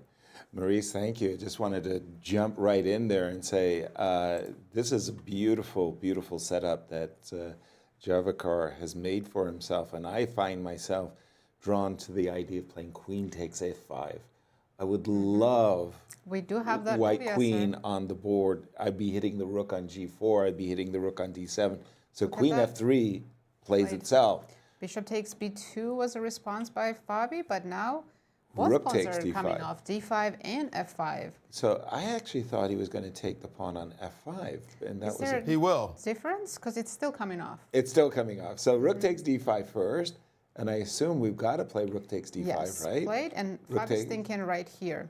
And now, I mean, he can even take with the rook on f5. Both depending of them on depending on what Black does. Yes. Right. Well, I'm assuming you've got to do something 2 minutes, 20 seconds for Fabi. 11 moves for Fabi to make. Queen e8.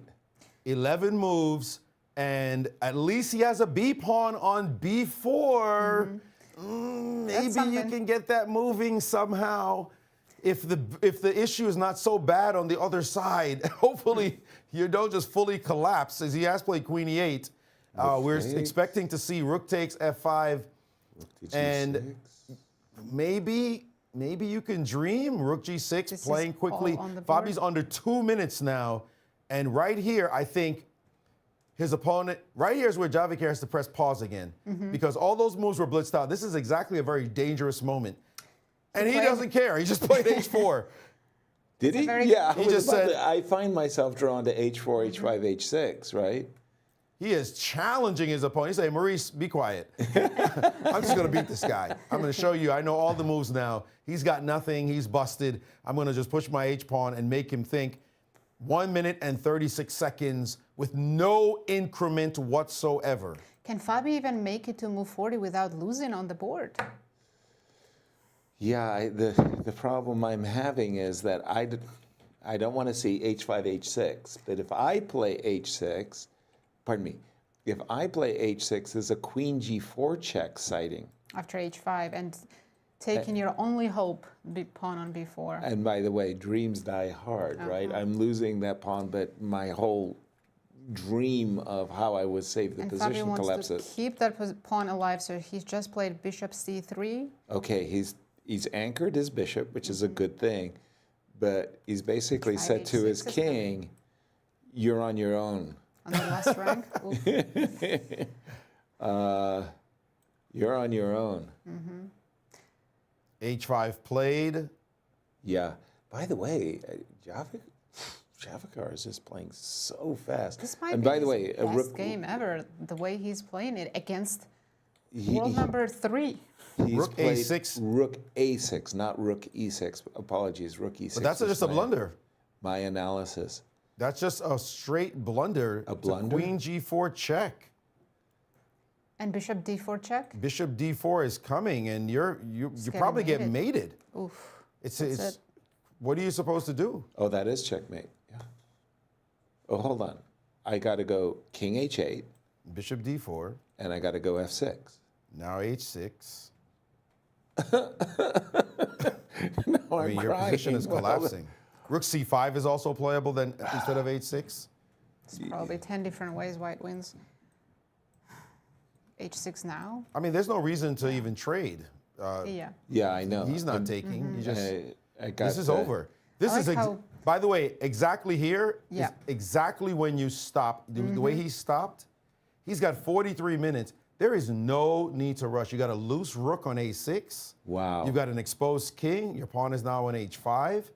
It is foolish to rush. Yeah. Exactly. Find Now he knows it's exactly over. the win when you have all this time in the world to make the next few moves. You cannot let him off the hook because you played fast. Right. No, Queen G4 check looks just absolutely devastating. Queen G4 check. I don't even see a move anymore. Yeah. I can't play Can king. go King F8, Bishop C5, checkmate, or you lose your queen. Yep, precisely. That's just, oops.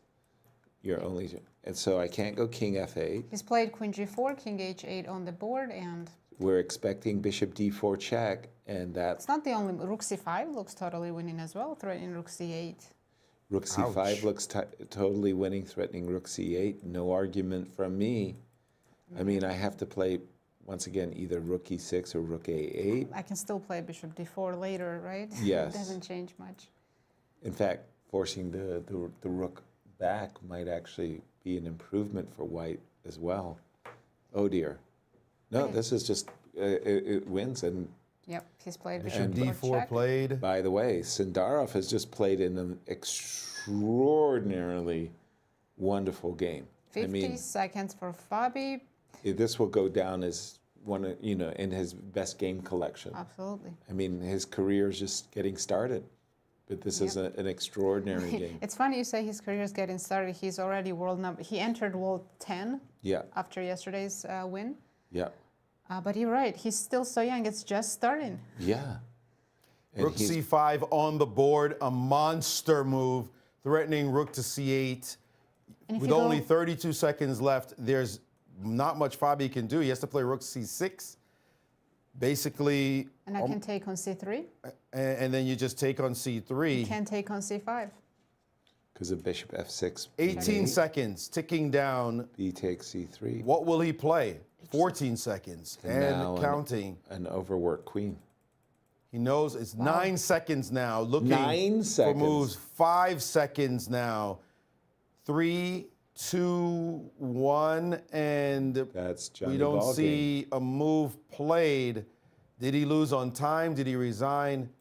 He has actually resigned. That is the end of a marvelous, gorgeous, as you said, one of your memorable games of all time by Sindarov, and a complete evisceration of Fabiano Caruana in that game. Super impressive by any measure. I don't care who you are at any time period in history. All the best players, line them up. Kasparov, Alekhine, go back to Morphy, Carlsen.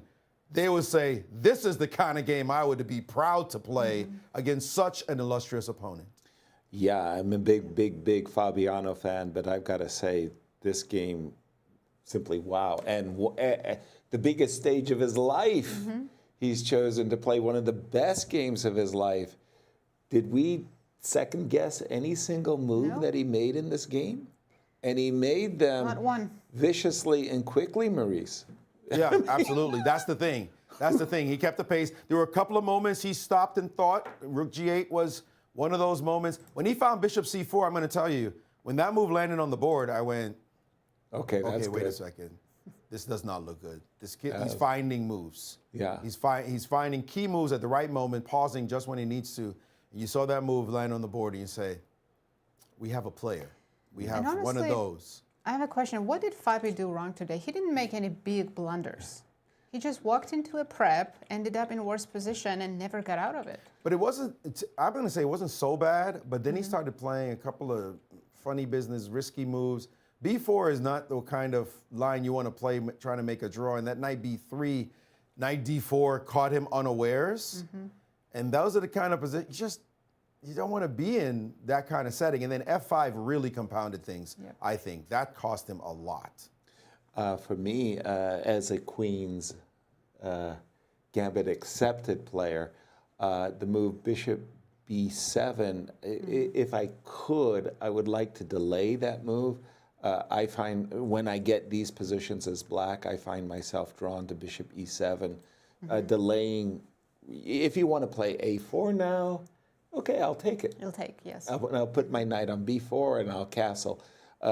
And bishop b7 is the type of move I want to play later, right? I want to castle first. So a little bit risky play, but that should not be an issue here. Not such a big issue, but I do agree with Maurice. Going knight b3 was risky. Yeah, and as shocking as they are, let's just take a look at the result because this is wow. We'll Excuse start me. with the women's results. We haven't been following these games, but there are Apologies. two draws. Bibi Sara drew against Tan Zhongyi, and Zhu Jinner, she got her first win against Divya Deshmukh with the black pieces. She can still come back. I mean, Zhu should have 4 out of 4. True. Anna and Katya still playing, and Maurice. What a day. I think we obviously have been focused on the top board so far. There have been some other exciting games. We'll get to them as other results matter. I'm just still in shock at what I've just seen because, again, we were talking about who's in form. Who's in form? There's no better answer to the question than what we just saw. It's Javokhir Sindarov. And if he's taking down the players that he's taking down, then, I mean, he's beaten Prague. He's beaten Fabiano Caruana. And what do you want from the guy? I mean, he's taking down big dog. Who's the other person he beat? Yasipenko. Okay, lower-rated player in the competition, but still, he's doing what he's supposed to do. He got that maybe one lucky game, and he's not playing perfect chess, but perfect is more computer engine evaluation than the form you need. By the way, another player who was not in form so far, you'd say, is Anish Giri, but this game, it's a barn burner, and Esipenko is potentially a victim for a second time, as Anish found the move bishop to a4, and after rook to d2, he put his king right in a little nest. And you'd say, oh, that king just castled some kind of way and moved the king over, castle long, and then moved the king and moved the rook. That's how it happened. Nobody would have guessed that the king actually marched from e8 to d7 to c7 to b8 in the Sicilian like this. What a wild way to get it there. Very original play. Now rook bd2 lining up, but that bishop is a monster on that square. And now c5 looking to open up the game and get maybe an attack by capturing the pawn. Normally you play like this, you feel like white's got something going. I'm feeling good about life. Until the queen lands on d5 and threatens your knight. You've got to somehow defend it. And then he plays rook c7 and says, okay, you've got 3 pieces lined up on b7. I've got 4 defending, overprotecting that pawn, as Yasser Seirawan's favorite term. And what do you got? You got nothing. I'm actually sitting here up a pawn with 2 bishops, and you're getting, I'm also threatening your knight, by the way, so do something about that. You've got nothing. Anish Giri feeling like, okay, here is a point that I can make just before the rest of the day to at least get to 50%. I know I got to chase down somebody who's running really fast, but if I'm got to make a comeback, it can only be done game by game. Wow, a big fight going on there with the black pieces by Anish. Anish needing a win to climb back into the tournament. And then after that, he gets 2 white, so he could potentially come back. But it's going to be so hard for anyone to catch Javokhir. I mean, hello.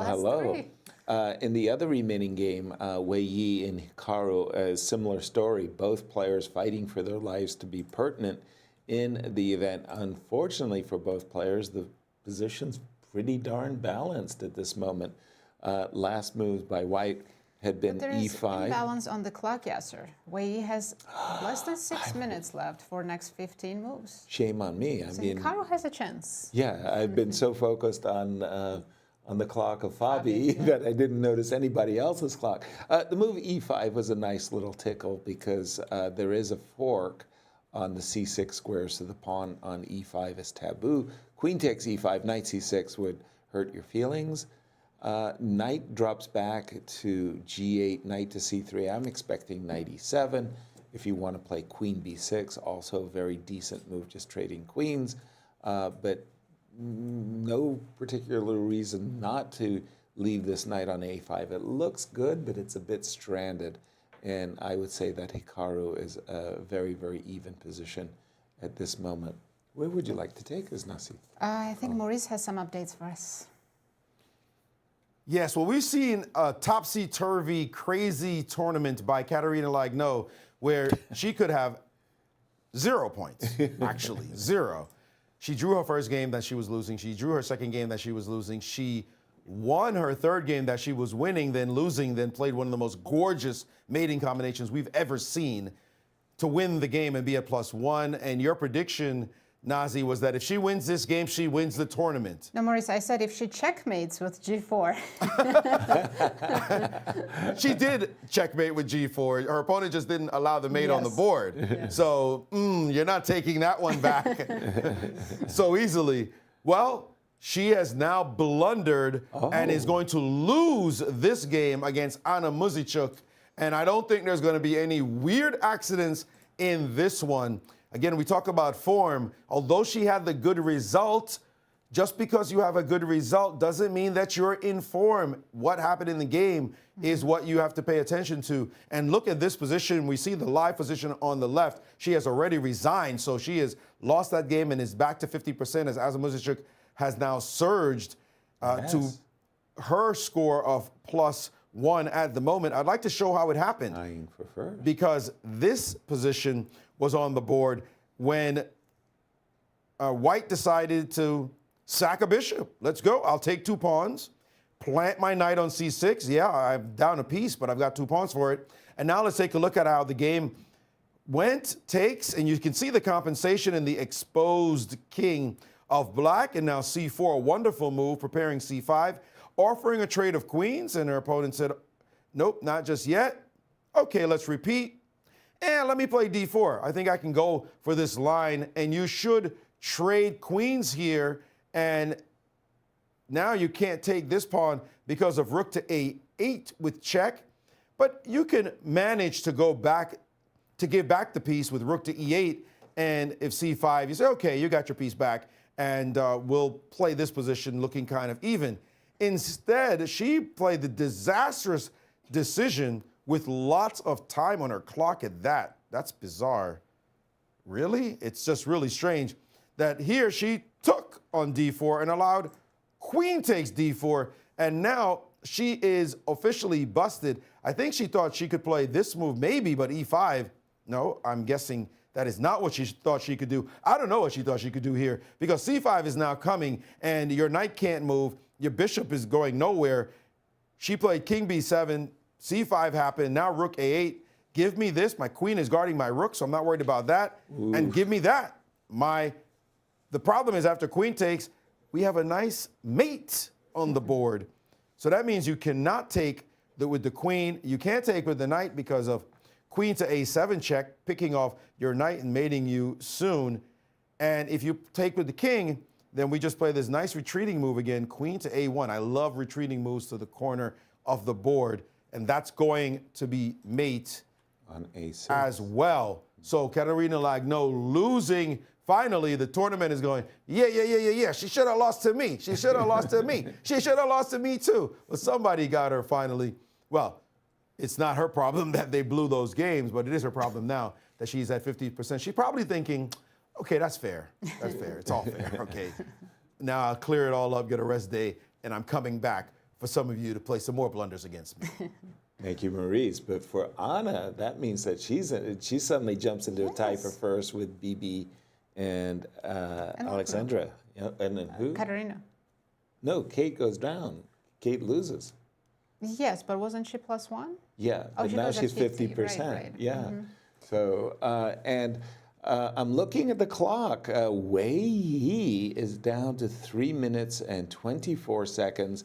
And Hikaru played the move knight e7 as expected. And after rook c1, I think most players would have played queen b6 and made it, traded and made a draw eventually. I like Hikaru's decision. But when Hikaru looked across the board and saw that you only have 3 minutes on his clock, he said, I'm going to keep queens on the board. I'm going to try to keep the game alive, and let's go. For two reasons, I believe he made this decision. Number one, Hikaru needs to get back to 50% Precisely. As soon as possible. And number two, he's playing a player who had a disaster yesterday. That's true, Wei is not feeling good today. He lost in 17 moves. Yeah, that was a miniature, right? You got to put pressure while they're feeling down. Exactly. That's a very good point. But Wei Yi, by the way, did play the move rook to d1. I thought this knight needs to find a square. Knight d4 would be great. I thought he would play b3, knight e2, knight d4. He played rook d1, and Maurice, another time pressure affair. Yes, clock just makes fools of us all. And sometimes they have difficulty shifting from the increment to no increment. And we're looking over and going, oh, I'm not getting any more time on my clock. I'm playing at a rhythm where I know I'm going to get more time on the clock. So that's an issue for the players. I would like to point out, and it's a storyline for the tournament, even if we're not happy about how it transpired. And that is, Anna Muzichuk found out about the fact that she was going to be able to play in this tournament just about a week before the event happened. She had no real time to prepare because Humpy Kanera of India decided, given the political situation in the world, at least this is what her statement said, we're living in uncertain times, and Cyprus is in certainly a somewhat proximate zone to a conflict going on in the world today, major conflict, as you all know. And so she's decided, I don't want to risk it. I'm going to pull out of the event. And that gave Anna Muzichuk the opportunity to play. And now she's playing. Not only is she playing with only a week's preparation, she's tied for first with Bibisara Asayubayeva. What an amazing situation unfolding, given that you find out at the very last minute that you get to play. All your opponents were preparing for months to play against each other. And okay, you've got tremendous experience. You know these players. She's a vet, and she's showing it right now. Mm-hmm. Absolutely. Maurice, again, I'm finding myself drawn to the game of Wei Yi and Hikaru Nakamura. You know, it's strange. In the tournaments, it's like osmosis in the tournament hall. People just know who's in time trouble. The moment there's a time trouble, you know, like the sharks, the vultures, they all start circling the board. And we are seeing moves being played a la tempo suddenly. Yeah, I think Wei is trying to trade pieces and simplify position as quickly as possible to get a draw. And Hikaru on his side of the board trying to avoid everything. He's played the move bishop e6, very natural move, defending the pawn, developing his bishop. Knight to c4. Okay, that's a nice indication that Wei Yi is paying attention. Give me the pawn. Maybe I'll drop my knight in on d6. You can't drop your knight on d6. Well, you can have the pawn. Did. He did? Yeah. Oh, okay. Because there's queen d4 coming, I believe, and he did manage to force trades and knight d5. I think, unfortunately for Hikaru, Wei did manage to trade everything and go to a very drawish endgame. Well, wait a minute. No, rook b. Can I? Okay, that's something. But are you better by doing Well, it? if you play knight takes d5, I was hoping that after moves. rook takes d6, we do have some moves? Yes, Sorry. queen d6 and queen d4. Check. Check. Next move's going to be knight takes d5, and don't you think all the pieces are coming off? It's like the whole board got cleaned off the board, right? Yeah, All the pieces. He can avoid the queen trade, but black's not better here. No. This is pretty darn dead. Yep. And Anastasiya, I believe, talked to the tournament sole leader Javokhir Sindarov. So let's take a listen and see what he had to say. Today you managed to defeat Fabiano Caruana himself, co-leader of this event before this round. And what is more impressive, that you managed to trick him in the opening stage. So what do you think about it, and give us some details? Yeah, we prepared really very good today, and Fabio was playing every line, and it was really hard to prep against him, but I think I repeat all of lines, like, and yeah, I was very confident before the game, and I just tried to play, more solid, because I mean, draw is also very good, but when he think too much, I think like he has like 20 for next 22 minutes, like 60 minutes. I think, okay, I need to take this initiative and win the game. So probably then I also played very good game. You actually ended up in this kind of classical situation when you have so much time and your opponent has just a few minutes. Did you remember some advices from your coaches from the past, how you should treat this position? Of course, like because last years, like I missed a lot of winning position when I have too much time, and when I start playing against my opponent time. So here, I mean, today, I was trying to check my every move, and like small checks, it always works. Yeah. I mean, it was really impressive. And are you planning to play with the same strategy, fighting in every game until the end? I'm like in usual. I play always solid, and if I get chances, of course, I will try to fight. Exactly. Thank you so much, and all the best of luck for you, Javokhir. Very impressive so far. Thank you. Thank you. Very impressive indeed. Right, and while we were listening, his accuracy in the game. 97.4. 97.4% accuracy.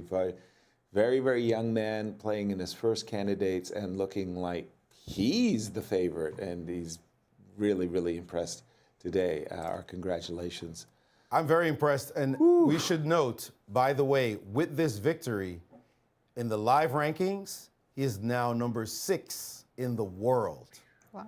His countryman, Nordibek Abdusatorov, is number 4 in the world. So 2 players from Uzbekistan, 4 and 6 in the world. Of course, that's simply unbelievable given how young they are as well. You would have thought Nordibek should be here ahead of Sindarov if you looked at the rankings a few months ago. But now you go, yeah, that kid belongs for real. He definitely is showing, and he's got to be the favorite because he's a point ahead of Fabi, a point and a half ahead of the other pursuers. He just needs to keep that attitude you see him there, he's got it. And it's going to be very difficult to catch him. Somebody is going to have to slow down the Javokhir train because he's just looking incredible right now. It truly is.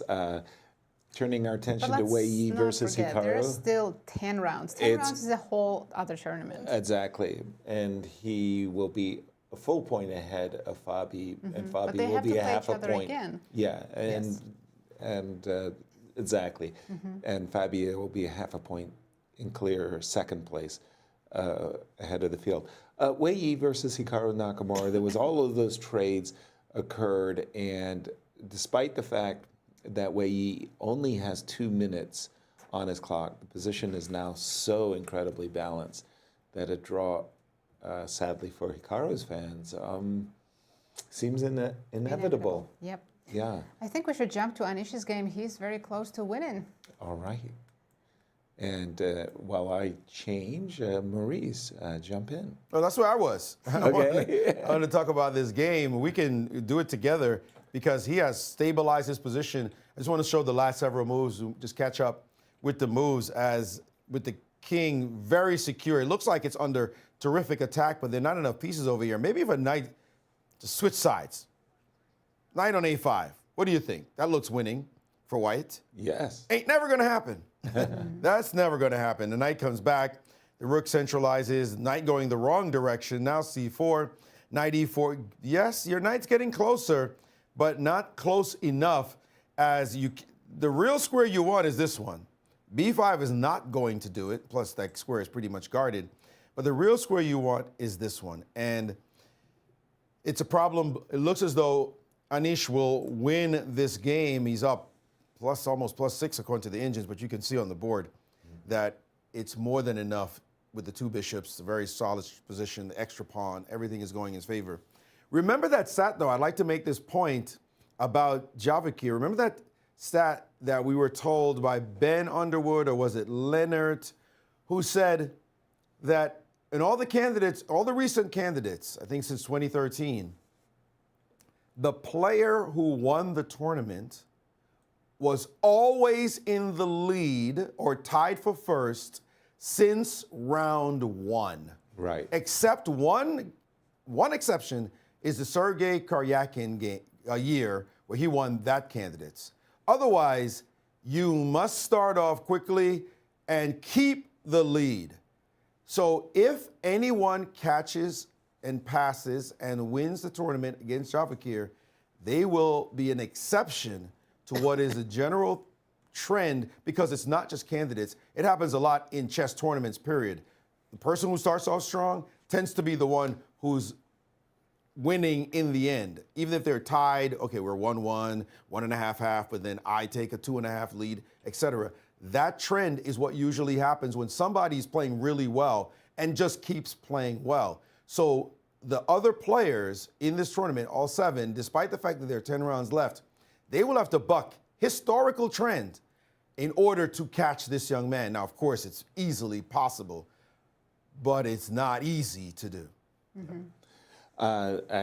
Thank you, Maurice. I'm looking at Anish's position, and again, clock times kind of tell the whole story this round. Who's ever behind on the clock usually has a bad position. In this case, it's Andrey, and he's just played the move rook e2, and I'm loving Anish's position. I love pinning my opponent's pieces, and in this case, I love pushing past pawns. So I find the move bishop f6 my hand wants to make that move. Will not let me play any other move than bishop here. And you can imagine that if the bishop ever gets itself to d4 as well, I mean, it's like a positional overkill as the pawn comes. Now, you would love to play knight a4 to b6. I might take your queen, by the way. I'm not going to allow. But then you see the move queen a3, and you kind of there's stop. the second pin, right? Now we're pinning the other knight. Now we switch to the a4 one. And you look at the harmony of black's positions. The rooks are controlling everything. Everybody's defended. It looks like this game this is going to end after bishop f6. Yeah, really unfortunate for Andrey. The first game that he lost against Javokhir, he probably never recovered from that. Right, because he had a really good game, and even Javokhir said, you know, got like, lucky. I could have easily lost that game. Now Andrey will be at -2, and you know everybody's going to target him. Right, right. And I looked a little bit ahead. He has next 2 games. He has black pieces against Prague and Fabi. So very tough for Andrey to be able to come back. It's Hikaru who's going 3 out of 4 games with the black pieces. Who's going 3 out of 4 with the white pieces? Javokhir. That is, he started with 2 white, so that's definitely, we talked about it, that's an advantage, but he really took advantage of it. Yeah, he's exploiting everything, isn't he? Yeah. But yeah, starting with 3 out of 4 games with white pieces, getting winning all of them. The number 1. I tell you, it's worked for me in my career very well. We still have a long way to go. Absolutely. After today, they will have a rest day, but then 10 more rounds coming up. They'll play 3 rounds, rest day, 3 rounds, rest day. But when we go to the finish line, when there's only 4 rounds left, they'll have rest days after 2 games, just so the last 2 rounds they can play. Give it your all at the very end. Double round robin. Yes, because it's double round robin, Fabi will get a second chance to play Javokhir Sindarov with the white pieces and get his revenge. All the players have to play each other twice. And Maurice, over to you. One of the decisive games that we did not look at today is the game between Divya Deshmukh and the number 1 seed Ju Wenjun. And we should just take a glance. It was an opportunity missed for Divya. She should have sacrificed an exchange. When she did, it was not even accepted. So let's see how the game went. We saw this position, and here the exchange sack should have been played. Rook takes on e6 was the best way to play this position. Her opponent couldn't play queen takes because of queen b6. Thanks to this pin, knight takes would win 2 pieces for a rook. So after rook takes on e6, we mentioned the move a4, and now rook h6 would be her best way to play. Move the queen over, look to bring a knight to f4, etc. Exchange down, yes, but what she did instead was she decided in this position to stop the move a4 once and for all. And her opponent said, well, why can't I take this pawn? And that's a second pawn I'm capturing. And there was no compensation after that. Bishop to e5, she doubled. And now this brilliant move, knight to f4. Simply a fantastic move, attacking this bishop on c4. And of course, if you take here, then the knight comes back and you just lost all the pressure on the diagonal. So after knight to f4, she decided to capture, and moved queen to g3, hoping at this point to see this finally giving away an exchange in this way for a pawn. It's still quite bad for her, but this time her opponent said, I'm actually not interested. My bishop is better than your rook. You can save it if you want, but I'm going to anchor it. Then I'm going to march forward with my pawn, bring my queen over, and believe it or not, despite the way the 4th rank looks, you see pawn, pawn, bishop, pawn, pawn, pawn, there's going to be a rook landing on h4 for black that's going to cause resignation. Well, how does that happen? Well, first this capture, move that rook out of the way, offering trades, can't accept. I'll centralize my bishop. I'll take that pawn. Here goes that rook. The story starts. I'll back my king up, and now we'll take and we'll push, and the rank has been cleared. And here comes rook takes h4 and rook to h1 with mate. Nothing to do here about this threat, and so her opponent resigned. Ju Wenjun, who could easily be on 4, certainly be on 3.5, make 3 should have been a layup.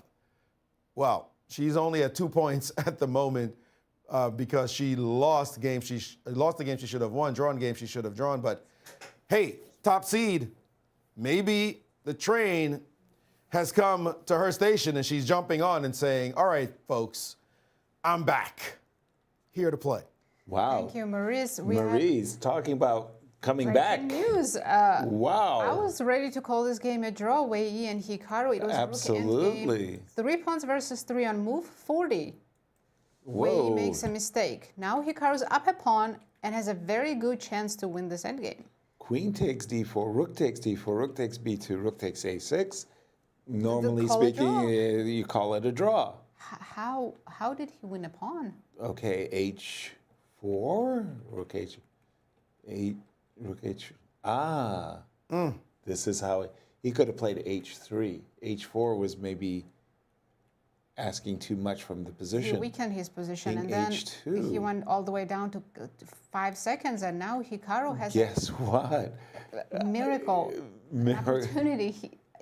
If we remove one pair of rooks, of course It's a dead draw. But he with has 2 rooks. four rooks, yeah, with 2 rooks on the board. Hold on. I mean, The engine's saying there's a move here, because I'm seeing is there some King G3 mating? hasn't been played yet. Has not been played. No. But imagining King it G3, is. Rook H1 is a winning move. Of course, and you're threatening h4 check suddenly. And win the G2 pawn and promote. Well, win the g2 pawn? Well, yeah, 2 rooks. There's only 1 rook defending. I've got 2 rooks. Their a6 rook can't help that pawn. Okay. So why is this so easy? What am I? Rook a4, okay. Maybe rook on G5 is also not stable, right? King G7? And followed by f6. That Yeah, makes this sense. is just game over. What a chance Hikaru has been given. Hold on. Just Because humor rook me. takes G2 here. Rook takes g2. Check. Sorry. You're right. I can't believe my eyes. Wow. Well, talk about a return coming back. That would be remarkable. Wow. Before there was this breaking news in the Anish game. is close to winning, yes. Exactly. I just wanted to. There was a really nice. It was a pretty sweet visual here. Was this position after the move bishop f6? You don't usually see these double. Well, you do. You see them a lot. Takes. Mm-hmm. Andrey played knight a4, but had Andrey played rook c2, overworked rook. Oh.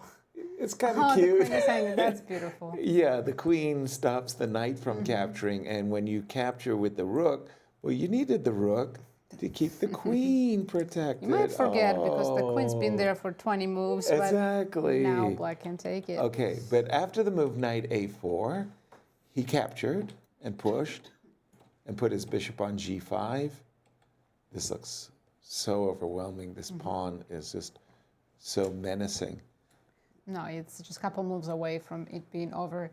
And again, let me go back to the game of Hikaru for just a moment, because should he play King G1 is the King only G1? move, yes. Because that move Rook H1 was, and how big an advantage is this? I mean, The engine obviously, says it's like huge. It's more than just up a pawn, because then it would be -1. Right. It's close to -2. no kidding. So black can play rook b1 check here, and then double the rooks on the first rank. Rook to b1 check, King f2, double the rooks on the first rank. It's funny. If I was trying to draw 3 versus 2, I'd be elated with g2 and f3. And I'm amazed. I'm amazed that this is +2.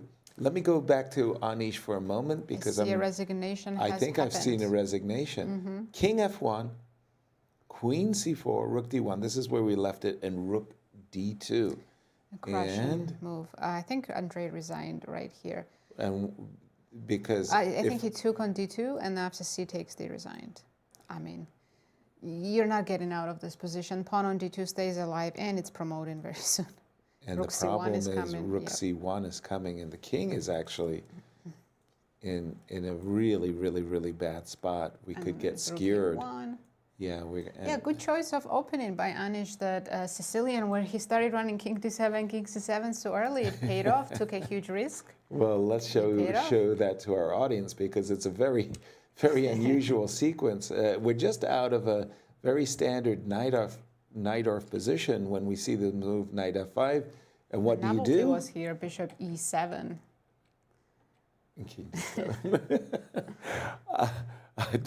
Don't try this at home, folks.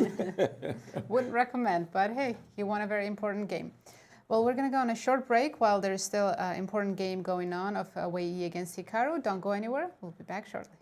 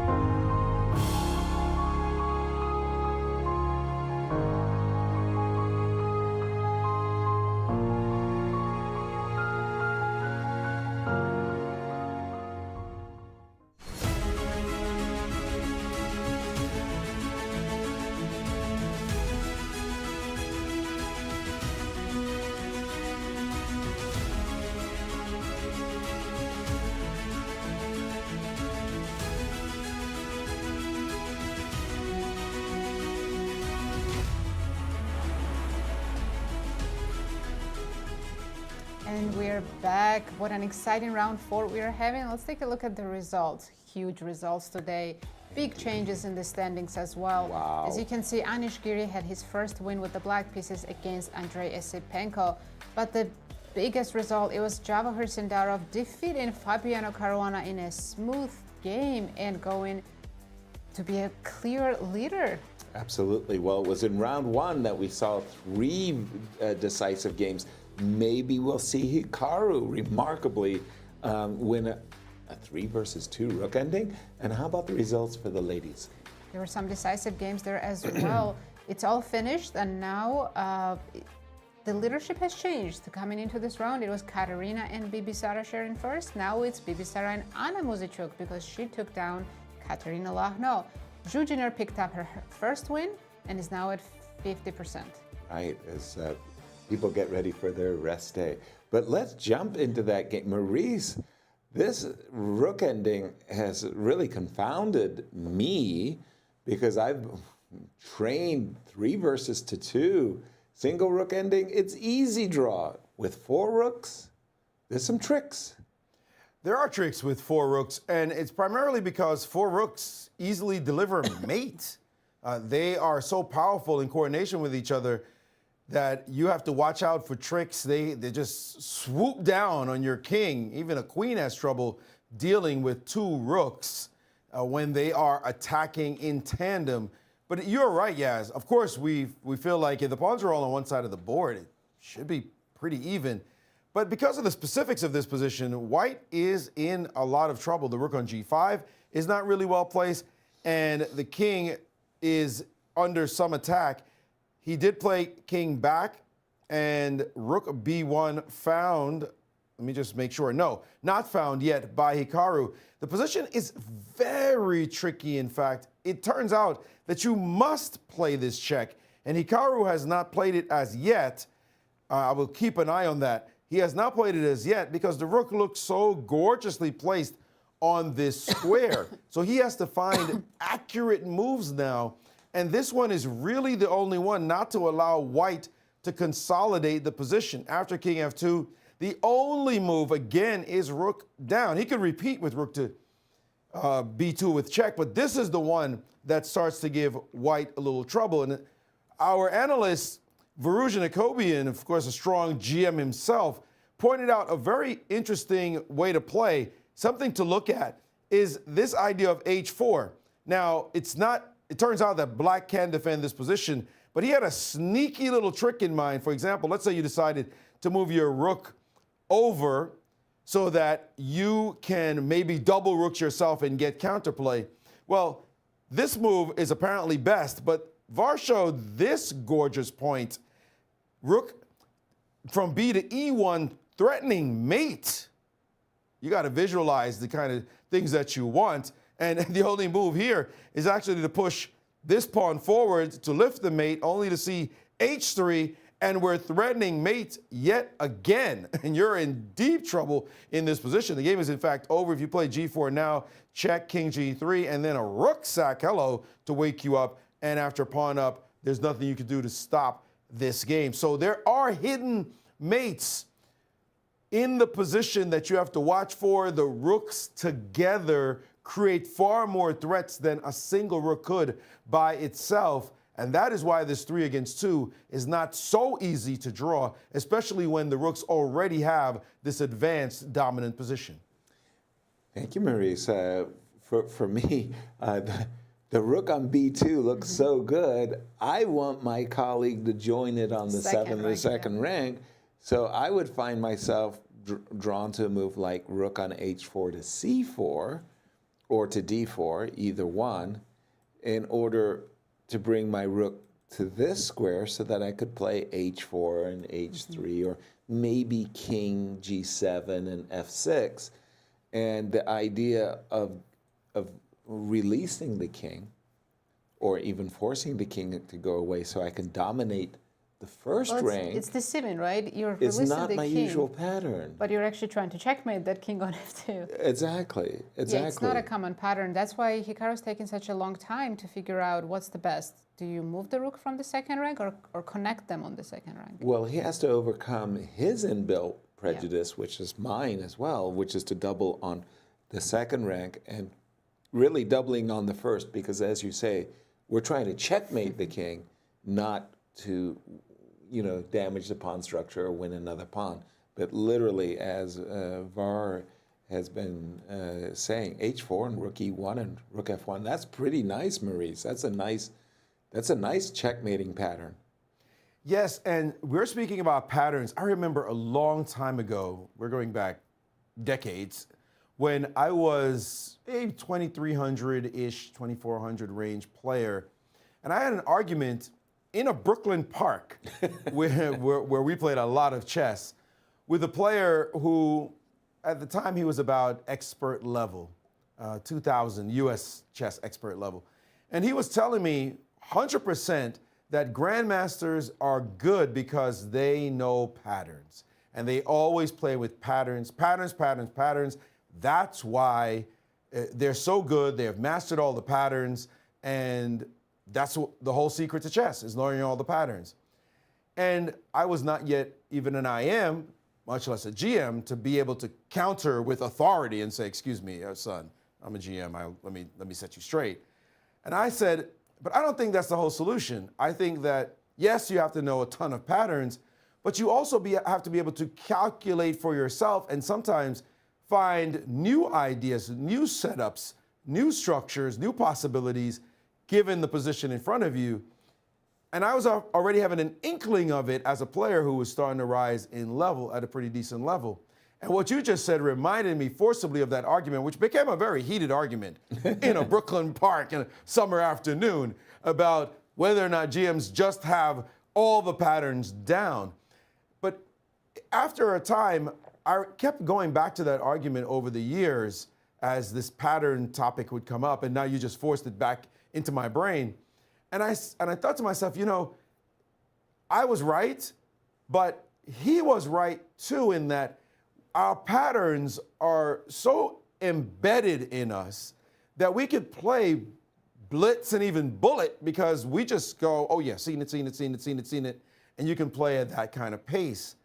And it is a large part of our strengths, is learning all of these patterns. You dig into the endgame books, you dig into studies to see new patterns, but there's still those patterns nevertheless.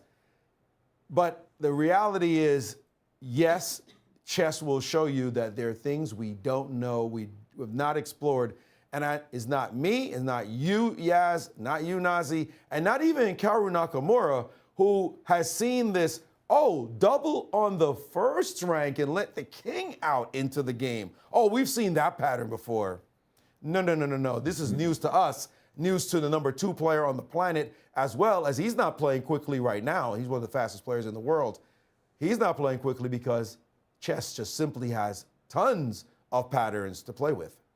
Yeah, as you were talking there too, it's like you got to learn all of these patterns, but then you have to be creative and say, well, they don't always apply to every specific position. You got to learn to violate or to change them or make a different pattern. Them automatically. Yeah, exactly. And this one, Hikaru has been calculating already for about 10 minutes. So he's definitely sensing that he has an opportunity. He doesn't know if it's absolutely real because, again, our training has been telling us 3 versus 2 is a common draw. But he's saying something is wrong here because he's the one with the extra pawn, which is also good. But he's also saying the rook on g5 is misplaced. Right. You take that rook on g5 and you put it, for example, on a2. That's it. That's a draw. Then it's all good. We're fine. But because he's a pawn up, because the rook is misplaced, because the king, strangely enough, so he's maybe coming to the conclusion he shouldn't be automatically playing the pattern he's familiar with. He knows that if he can get the rooks doubled and the pawn on h3, victory is his. Yep.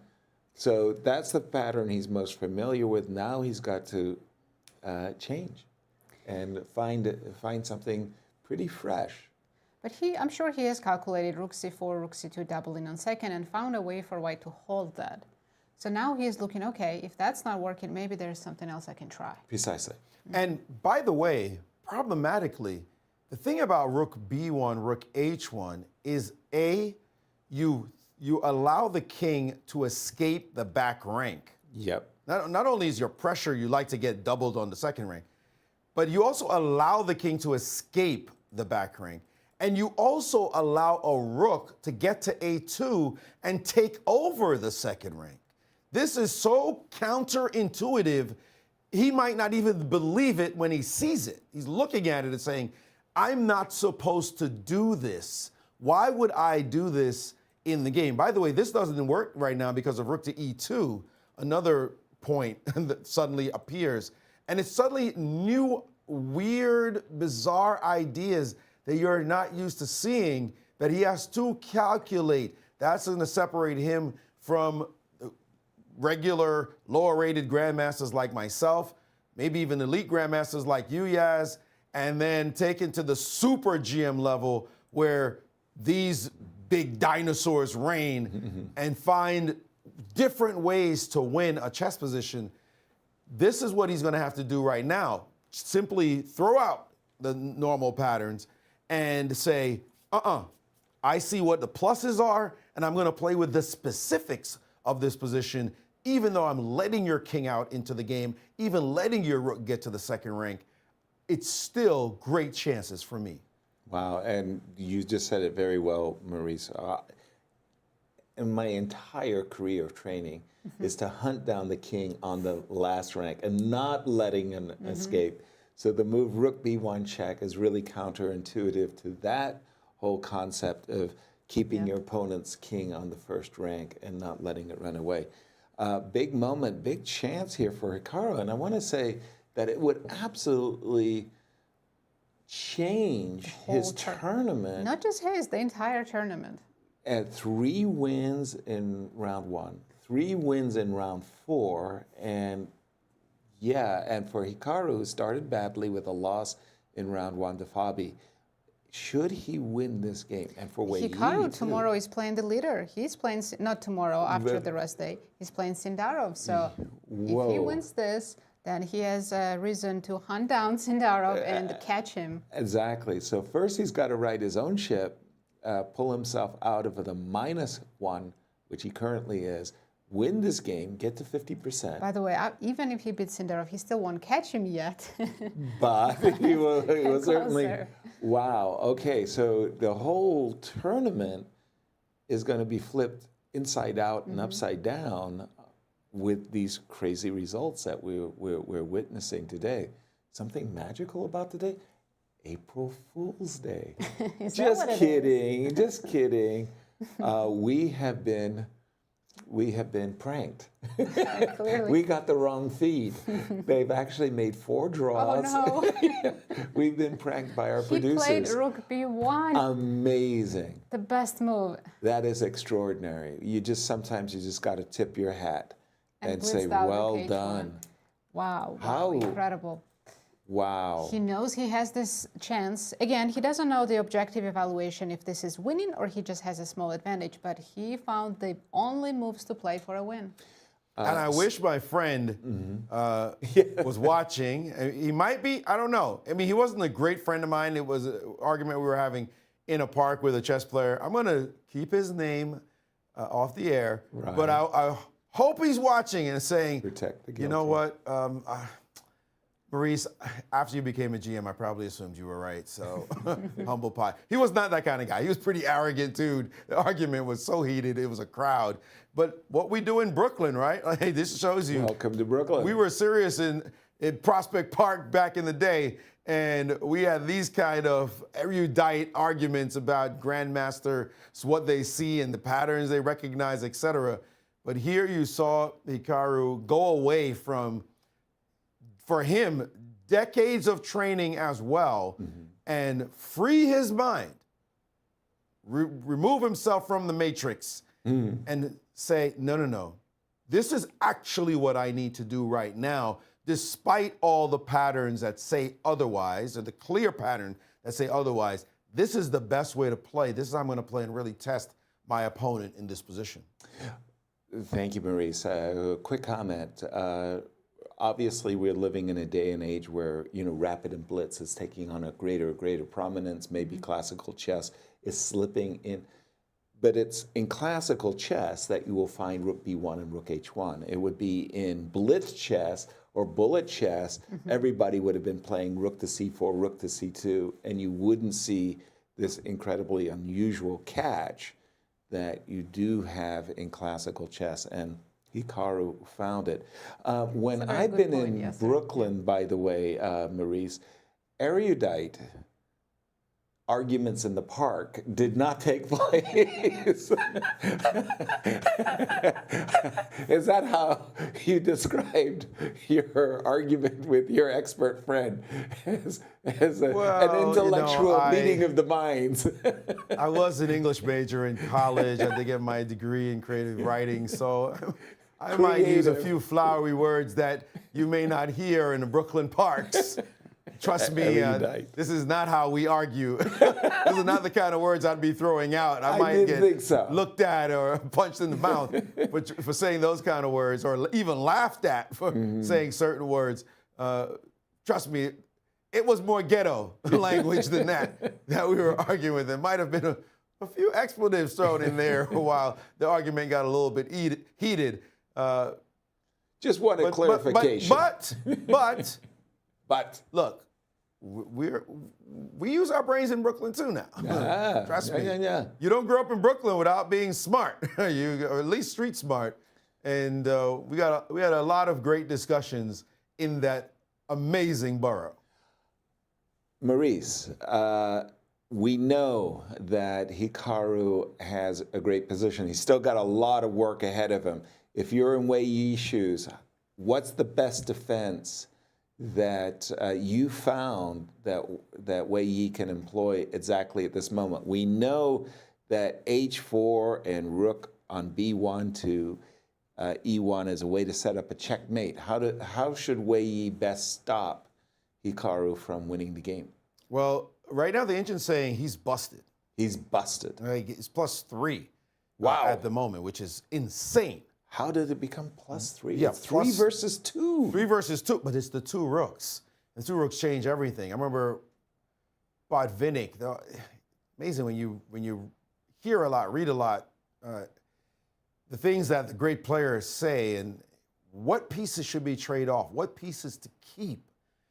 When we think about 3 versus 2, we think about it with the rooks off, with a pair of rooks off. It's just one pair of rooks. And then you want to equate that with 2 pairs of rooks. It's not the same. It's actually fundamentally different, especially with the pawn on f3 because you're exposed along the rank. And I'm only making this up right now as we go along because it's becoming revelation to me in this position as we see this further and further. This h-pawn getting to h4, constraining the king. This king being exposed to second rank action. This also, the rank itself being a problem as you attack. All this means that the 3 versus 2 tendency of a single pair of rooks really dramatically does not apply. It's sort of like the opposite colored bishop endgames. Opposite colored bishop endgames draw. Okay, what about with a pair of rooks on the board? Yeah, still kind of close-ish to a draw. What about you drop 4 rooks on the board? Whoa. Okay, what's the bishop doing exactly? What about if we drop a queen on the board? Whoa. Who's got the active bishop? Because you could be up a whole piece. So with one unit, yes, you can make a generalization, but it doesn't apply as the other units appear on the board. And in fact, the exact opposite could be true when, as in the case of the opposite colored bishop, when you're actually up a piece if you're on the attack, because your opponent's bishop cannot compete with your bishop attacking a single point with a convergence of pieces. So that's what's happening here. You add a pair of rooks, don't trade off the rooks, and play. Now the advantage that should be minimized grows significantly. And I think if we added a piece to the board, I'm not really sure, maybe a pair of bishops, you'd see it happen even more. The more we add, the less that, especially with the activity though, that's important. The activity of the black rooks, especially with that, this advantage is much bigger than it seems. It really, again, I'm so stunned. by a +3 evaluation by the engine, and it's like we're getting closer and closer to that point where we have the databases as well. So when they're saying +3, I'm tending to believe them, but I'm resisting because it's 3 versus 2. I mean, it's only an extra pawn, and the extra pawn is even an H pawn. It's really crazy. But as you've been speaking, Maurice, I've been looking at, okay, if Rook E1 is a threat, let me stop your threat. Right. Let me just stop your threat. And you go H4. And then I'm slowly coming to the realization that, well, now Rook F1, Rook E1 is a threat. Exactly. And you still can't escape it. But I'm also, okay, so let me make a move. I'll just make a move here. I'm also coming to this conclusion that I've got H3. H3, and you win 2 pawns. Correct. I get this check. Or even this check now, and maybe even taking this pawn because the king is cut. So that's a new idea, H3. Yeah. Right. H3 becomes, this shouldn't be working. Like, White's position shouldn't be this bad. It should not be this bad, but I think okay, that is, in fact, my analysis board. So, okay, let me just, again, I'm going to just quickly refresh. Yeah, if I could jump in too, yes. Please, Maurice. Here goes some lines, and I think it's going to be very important, and a lot of us who coach students, we know one principle as well, and that is use your king. It's an end game. Use your king. I don't think White loses this game if Black's king doesn't enter at some point. And this is when you're talking about a tough way to play. Look at this line, and we're going to remember this vividly. It's so fun being a commentator and being able to go over other people's games, so many games. So this line, the engine goes, White's best try right now is actually Rook to E8, doubling on the brink as well, trying to get your action going. Yes, you are down a pawn. Now, if you play king to F6 in this position, well, check, and you're kind of in a funny state. Although king G5 is playable, I'm going to play this way to show this analysis. And now, same idea, you're not going to play F5. And this position, Black is saying, I'm bringing my king in also to help with the mate. And there are going to be some endgames. If I pick off your G2 pawn, where my king will come in, and this H pawn will be terrifying. If we play Rook A2, we play Rook HG1. If you play Rook C2 just to hang out, I play this move. And now here, the engine wants to play this move. And now some new ideas start to pop up where the rooks can start threatening your king vertically. Note the king on G5 is a very strong piece. At some point, it will leap into the game. And when it lands on G3, if it gets there without giving up the H-pawn, it'll be a straight win. So that's another aspect of this embedded in this endgame, that Black's king with the pawns, you'll get flushed out of your king position, your castle position you thought you could hold. Now you're running up the board, your king is out of the way, and the criminals are showing up at your house, and it's going to look bad. And we do know a thing about that in Brooklyn, at least back in the day. Not today's Brooklyn. It's got a lot of Yorkies and lattes. But anyway, let me not besmirch my great borough where I grew up. This one, though, is much more difficult to draw than we thought. Absolutely. And again, this whole violation of the patterns that we're seeing. So what Maurice is saying is absolutely true. Whenever you have an ending, what happens in the ending, the king, which has been sheltered and protected from the opening through the middle game, suddenly emerges, said, I'm actually a very powerful piece. I, the king, will win the game. So we haven't been using Hikaru's king, and it's important to pull the king out of its cover. It's crazy. Yeah, once the king joins in, it's over. But we did talk to Anish Giri after his first win, so let's take a listen. You won this game. How would you assess your mental, let's say, state and your shape so far after 4 rounds? Well, I'm really happy with the win. Overall, I think the start was very tough for me. I didn't feel confidence. Lately, I'm not starting very well in tournaments. and I was worried, the colors, I was I was playing very aggressively, of course, but I realized it could go wrong. So I thought, if before first rest day I'm at 50%, it's not so bad. I have some good chances. Honestly, the way the tournament's shaping up, it's going to be tough to even fight for anything, because you have some tremendous players that are running away already. I think Sindarov is on +3 and Fabio also +1. Going to be very, very, very difficult. But I just want to, for now, just one step at a time. If I would lose this game, it would be really GG. And now, it's I have much more motivation, enthusiasm. Anyway, I have a lot of enthusiasm for my coming games, but now even more so. And I'm looking forward to rest and prepare for the coming couple games. Yep. If I would lose, it was GG. Yes. -2, there's no coming back. Good game. And that's Esipenko's situation right now. He's at -2. It's GG. We've just seen, actually, Wei Yi, we were looking at rook e5. Wei Yi played the move rook a2. Time control, once again. Now that the players have gone past move 40, they will be getting the 30-second bonus for each and every move they complete, but they will be getting no additional time added to their clocks. Rook a2, and your only trump in the position is the h-pawn. You're going to use Let's push it. And if you could simultaneously with this move also play rook here, suddenly there is that checkmate that VAR has been pointing out. Now, I think he has to run. Why not not? get mated. Right, exactly. We've been pointing out these checkmates. What's the next? But how far do you run? Let's say I give rook h e1 check. Do you go towards the very center? I would like to trade a pair of rooks. If you go to f4, by the way, you get mated too. That's actually very pretty. I haven't seen a checkmate in a rook endgame like that. Well, exactly. The rook on g5 has been the bane of White's position. But can't I play rook e2? I want to trade a pair of rooks.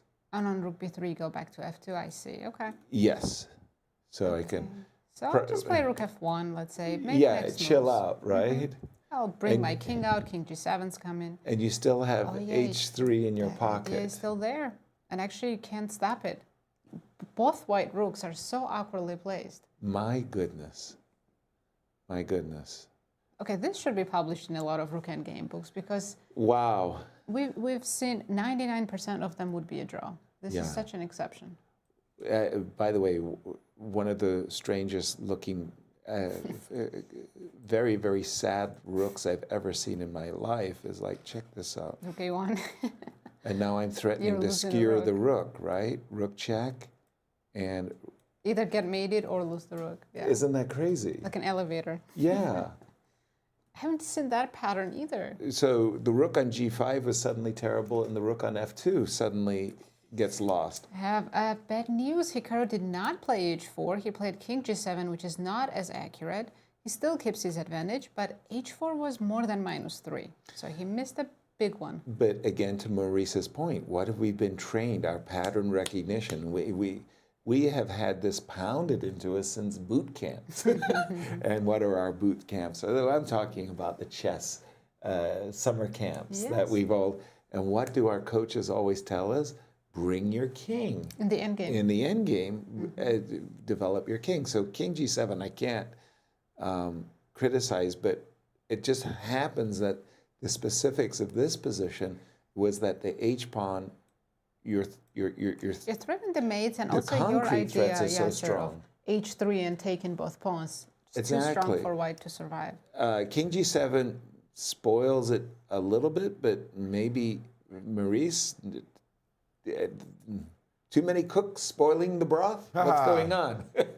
I think that actually it's not a bad move, king g7. He's still going to play h4 soon. Right. H4 was quite the move you needed. But there's a principle that we learned, and it's funny, I learned this principle first in a middle game book, The Art of Attack by Vukovic, and then later learned about this idea that it applies in the endgame as well, and that is the idea of least commitment. The point being that there are certain things you know you should do, And there are certain things you may want to do, but you're not 100% sure that that's what should be done in that exact position. And so you play the moves that must be played first. It's sort of like when you develop, even in the opening it applies, when you develop knights before bishops. We know this is not a true principle, but it's told to beginners nevertheless. Why? Because the idea is you know the knights are going to go to f3 and c3. You know. Of course, many times they don't go to those squares. But those squares are so typical that they say, well, bring those out as quickly as possible. And then the bishops, you don't know which square you want it. Do you want it on d3? Do you want it on c4? Do you want it on b5? And then the other bishop on e3, f4, g5. You commit the ones you know versus the ones that you don't first. And so here, and the same thing goes with sacrifices. You usually sacrifice something small before you sacrifice something large.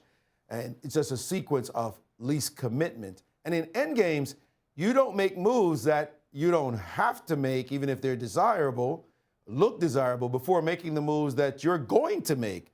You know you want to bring the king in.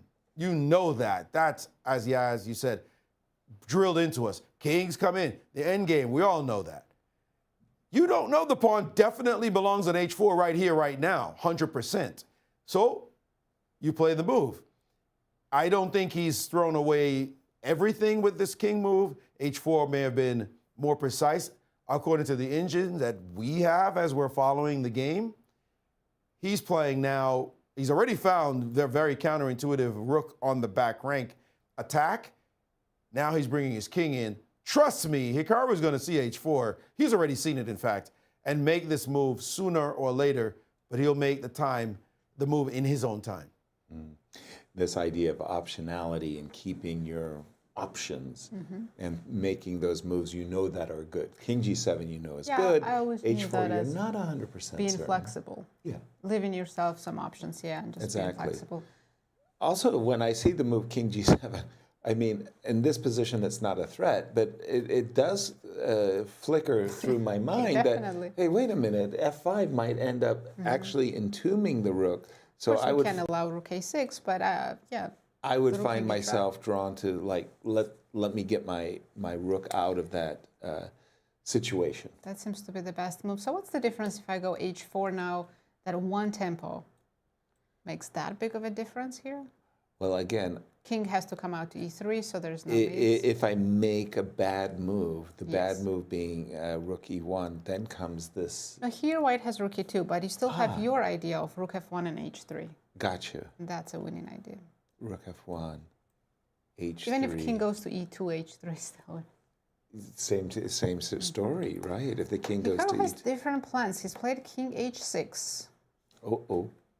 Okay, is he Which getting... also looks good to me. If I didn't see the engine doesn't love it, I would think he's making the best moves. So after king g7, he played rook e5, not rook e5, right. And no h4 once again. He played king h6. Okay, the engine doesn't love it. I see the barometer went up.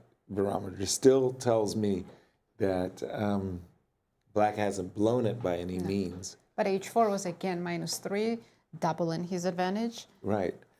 Now, what can I do as white here? Nothing.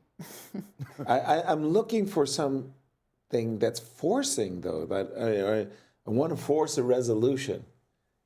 No, you're not getting any forcing moves. Lose. Yeah. Like play some kind of straight forcing move. You could just lose the game. Okay. G4, for example, something aggressive to resolve this bind you're in. You're not going to trade off pawns. That's the most forcing thing you could do, right? Is trade off the pawns. You're not trading off pawns. And Hikaru, I will say what Hikaru is doing, forget the engine. I love what he's doing. He's found the plan. Bring my king in and squeeze him. That's the plan. He knows that this is going to work. He's bringing the king in. He's not committing anything until he has to. And he's going to play h4. He's going to. He's going to play king g5. He's going to play f5. All of it is now clear to him. He's maximizing his opportunities. And I will point out something hypercritical going on. 5:25 on Wei Yi's clock ticking down. Right. And Hikaru with 23 minutes, and he can just keep playing slowly while his opponent tries to figure out all the possible threats as Hikaru commits nothing. What's the threat now? How do I resolve the situation, as Yasser asked? What am I supposed to do? Do I have to sit here and suffer for the next 50 moves? Yes, you will have to suffer until you blunder, and Hikaru will be on you like a snake in the grass. Yeah, White has to play this waiting game, which is so difficult to do for us. It's painfully hard, yeah.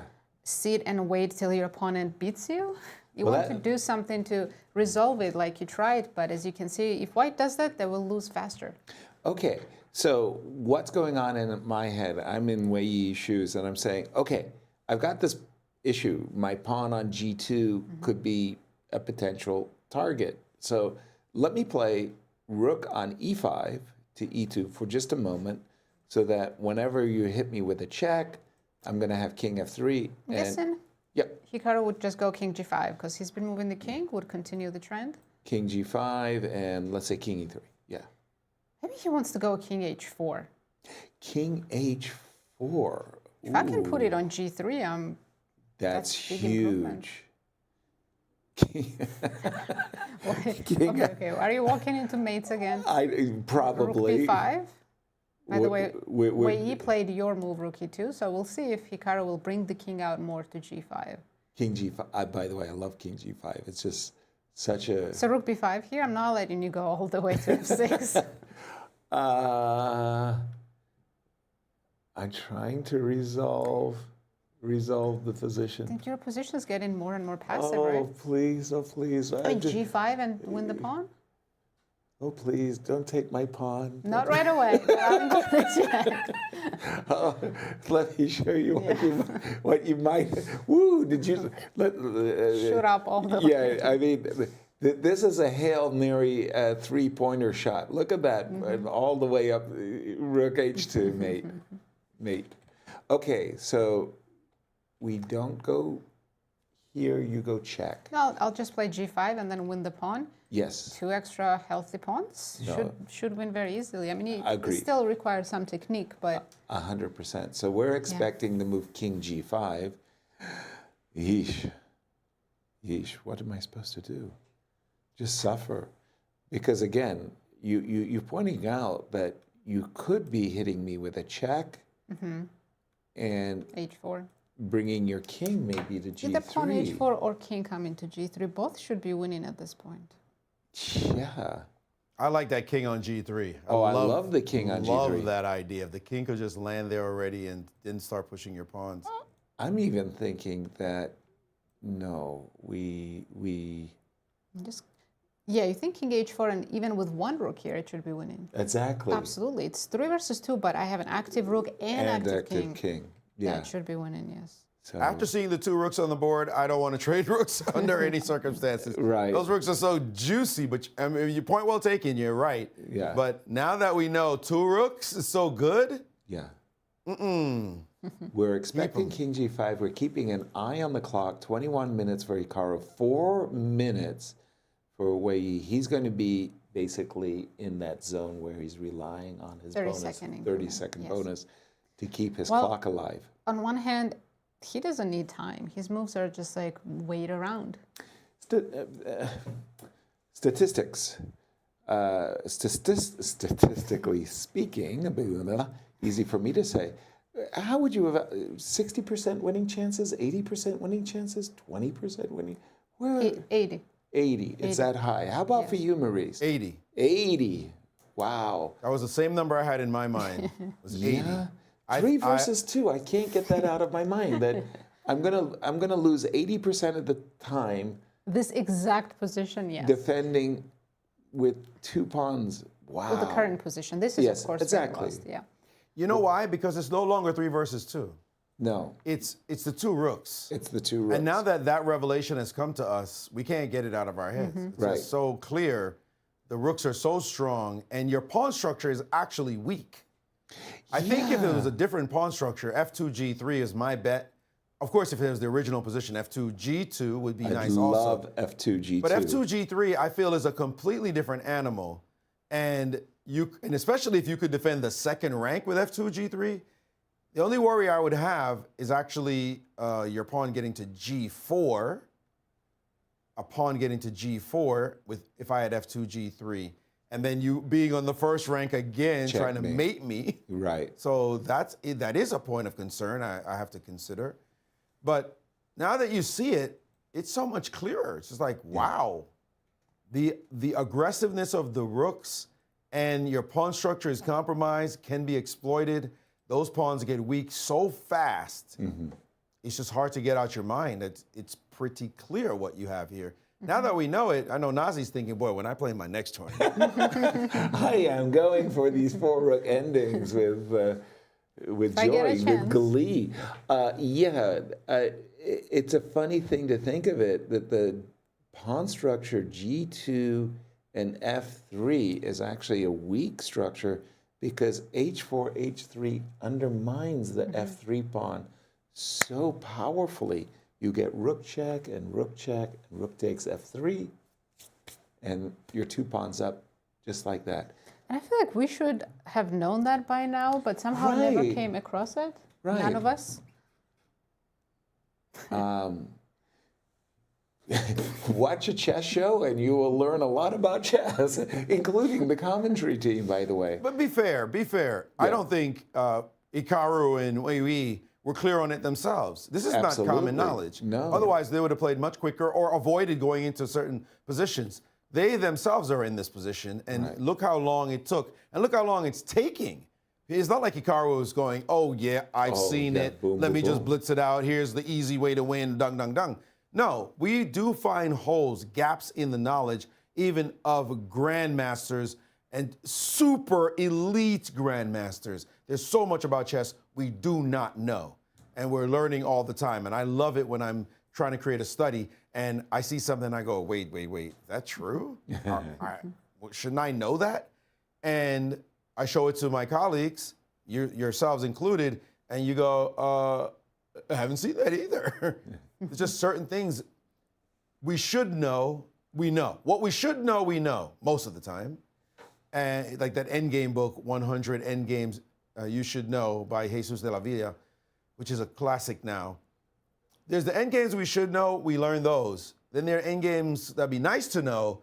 Then there are the endgames you don't probably really need to know. You figure you'll work it out. This is, I think, one of those. You think you'll just work it out. It's similar enough.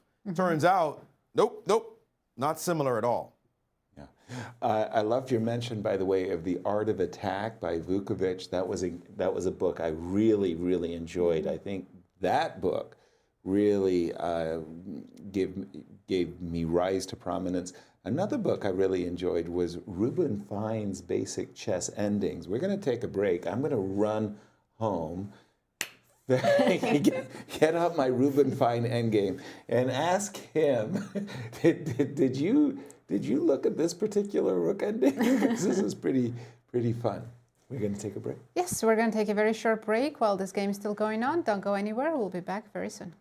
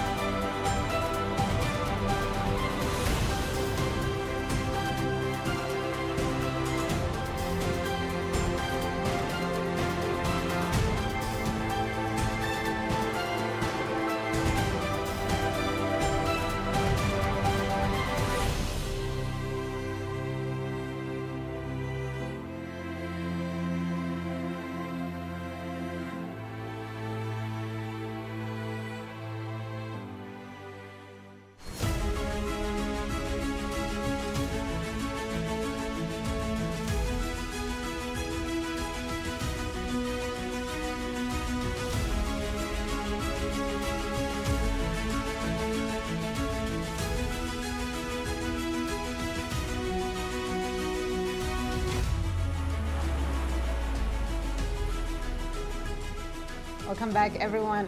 Let's take a look at the results so far in the open section.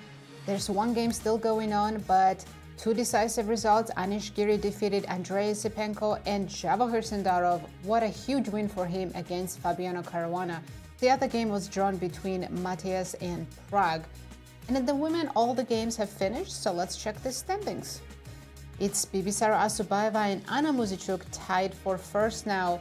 And in third place, there's a big tie, 4 players with 50% score. Going into the free day tomorrow. But the big game that we've been looking at is between Wei Yi and Hikaru Nakamura. It was a 3 versus 2, and it was going to be a draw 2 hours ago. We all knew it was going to be a draw until suddenly, what? Hikaru was winning. However, in the last 10 minutes, crazy things have happened. Hikaru delayed playing h5, h4, not necessarily throwing away his advantage, but suddenly he got his rook trapped. The last move by Wei Yi, rook on a4 to b4, saying, let's trade a pair of rooks, and oh dear. You can't escape the trade, and as soon as you do, we've been saying that for the last 2 hours, 3 versus 2 with just one pair of rooks is a draw. Very easy draw. If we try to run away, there's no way that the black rook can escape the constant harassment of let's trade. And yes, you can get in h4 after the trade of rooks, but there's no longer those checkmating threats that existed when 4 rooks were on the board. And this, we know, is easily drawn, 3 versus 2. Maurice, the 80%, it went bye-bye. It sure did. And Hikaru, I will say something interesting. And again, as a commentator, you get to do this, right? You get to analyze with an engine, with your fellow co-commentators, and you see certain things that you think, maybe I should be playing these games. It ain't that easy. You'll see other things you've got to deal with, opening preparation, you got to be in shape and the whole 9 to actually go into the crucible of fire. But we know something that Hikaru doesn't know. Like, we know about these 2 rooks. We know about the pawn on h4. We know about the king setup with f5. We've been studying it together for the last couple of hours. So now we've learned something that most chess players don't bother to look at. And so he simply didn't know it, and he couldn't figure it out in time at the board. He will find out later, and then he'll know it better than we do.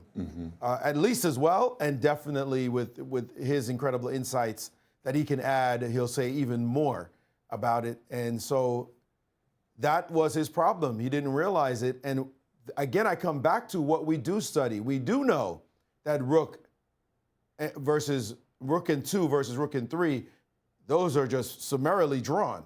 We study those. The extra rook on the board, we assume is similar. Trade off a pair of rooks. Okay, now we're there. And you have to avoid the pair of rook trade-off because that's just going to be a draw. That Hikaru knew for sure, but somehow he still got his rook trapped in this position as the rooks came up to the 4th rank, stopped h4, and now have trapped this rook in such a way that it cannot avoid being traded. That's it. This now is purely equal and will be a draw as Hikaru's time ticks down. He'll have to face the inevitable result.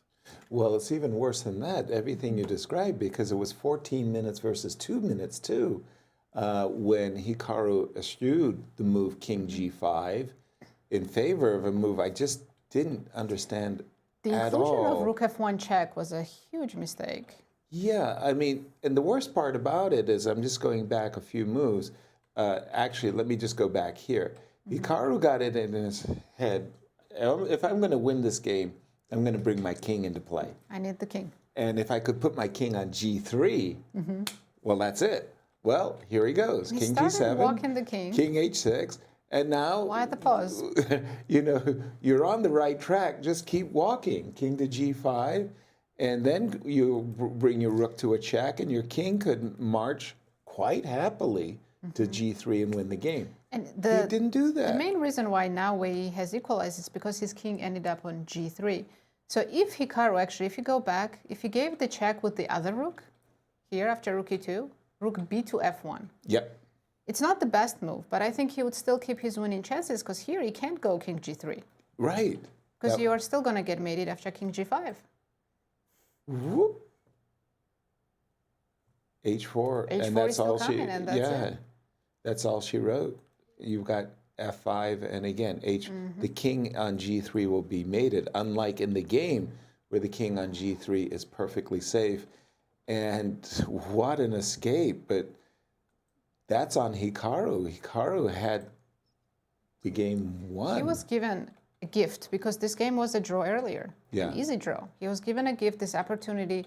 Very rare rook endgame 3 versus 2 where you're completely winning. It was -3. Yeah. So let me try to get into the mind of Hikaru and understand why this happened, because it didn't.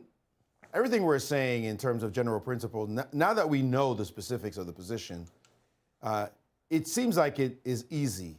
But there must have been something that spooked him, because obviously Hikaru is 2800. King G5 is a move he sees.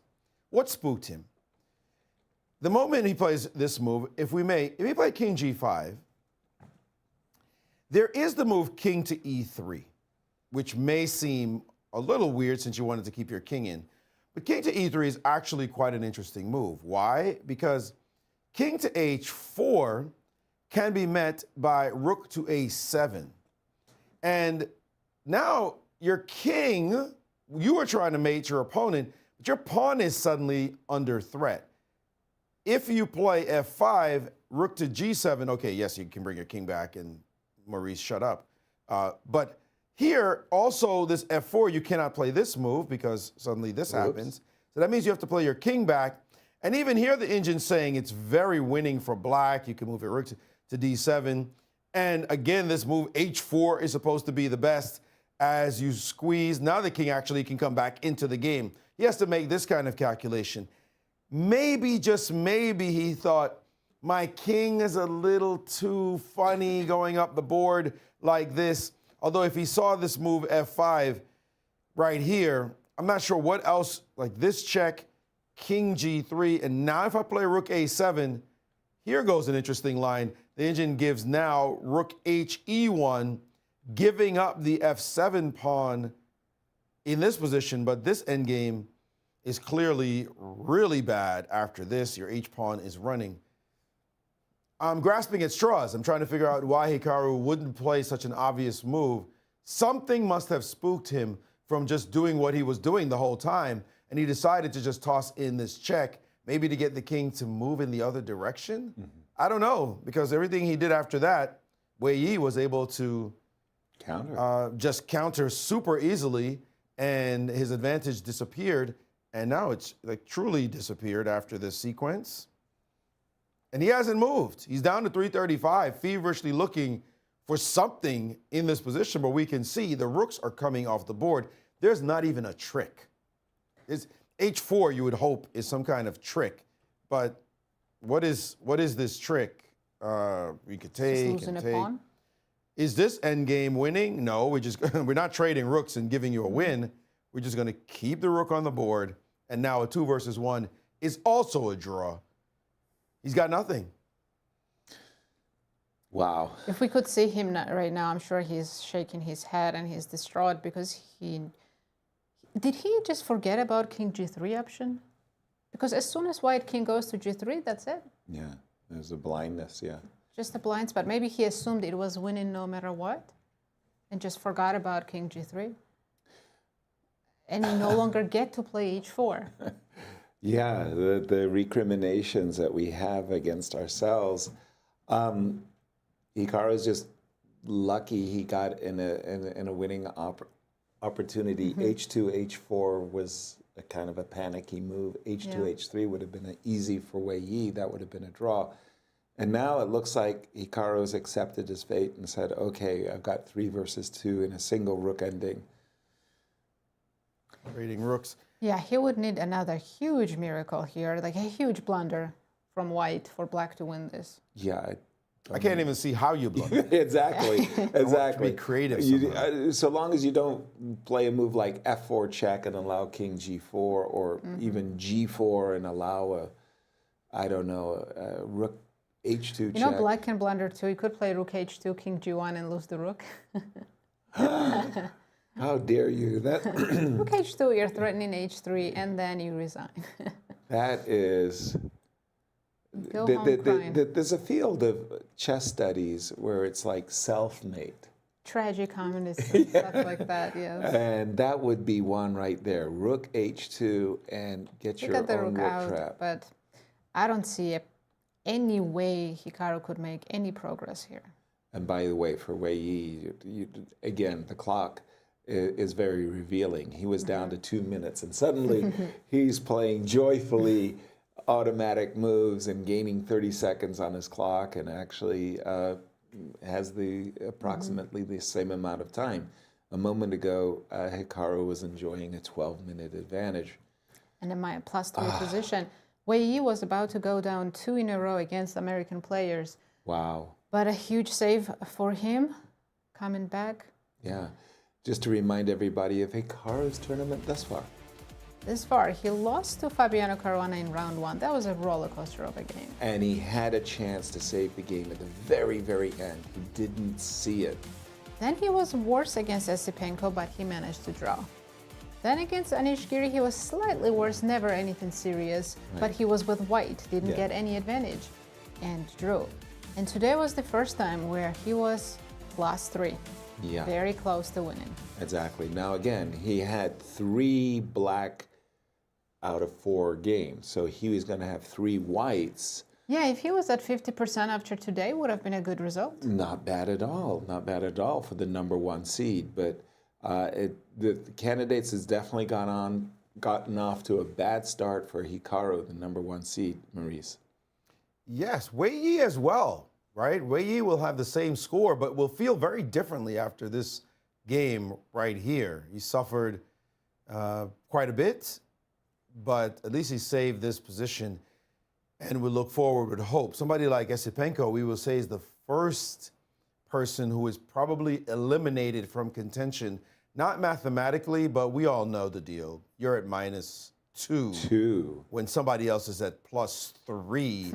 And an entire field above you coming back is, let's just say, unlikely. It's just not something that we see.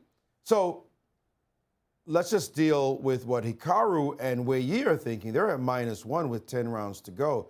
How do you get your head to say, I'm still a really good player and I could win 4 out of the next 10 games and hope the rest fall my way? Somehow everything goes together, and you still have to play Javokhir. It's not like they've played him yet. So they can look forward to maybe bringing him down a peg and show he's not really the second coming of Magnus Carlsen. No, we don't believe it yet. Let's slow him down, slow down his pace.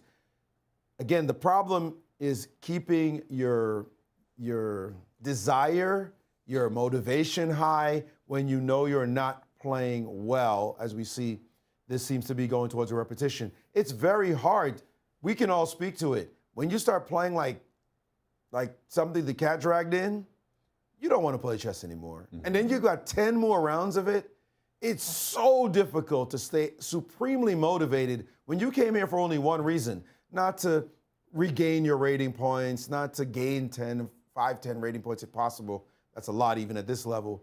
Not to do okay and win some money. You've been thinking about this for months and months and months, and your dream possibly coming true, now looking like it's crumbling like a house of cards.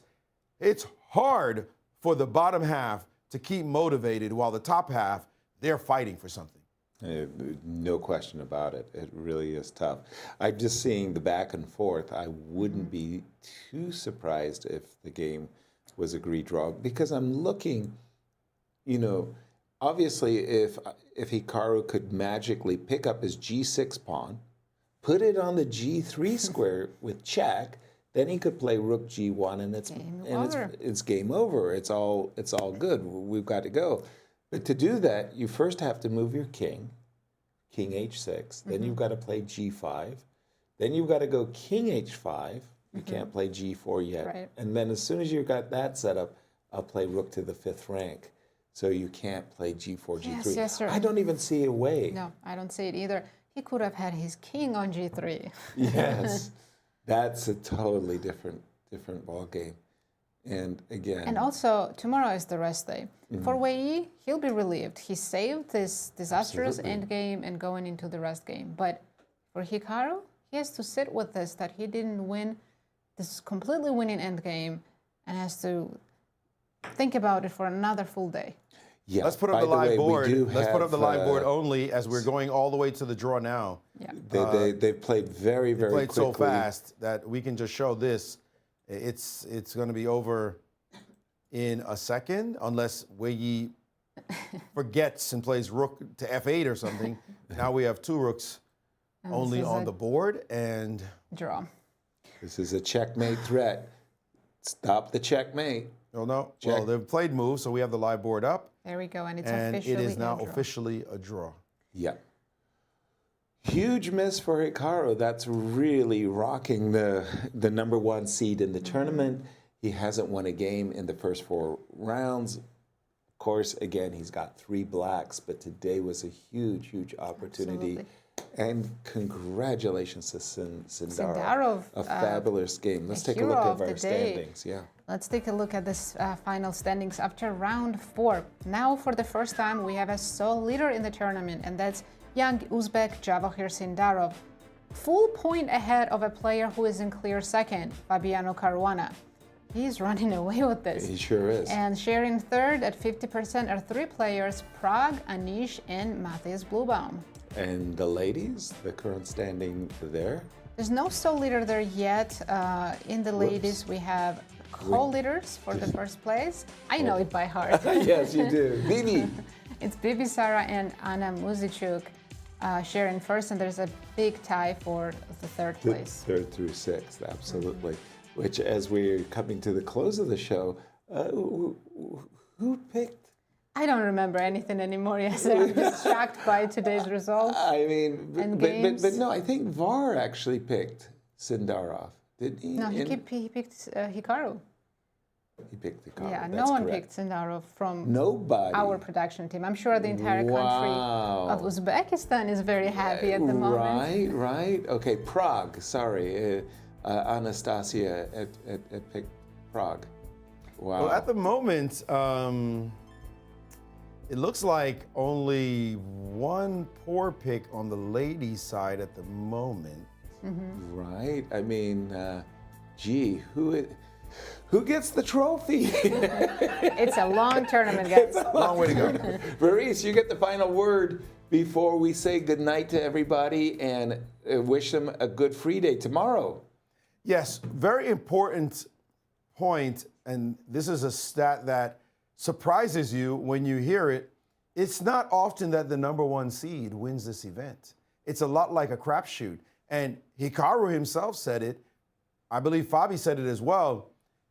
Anybody can win.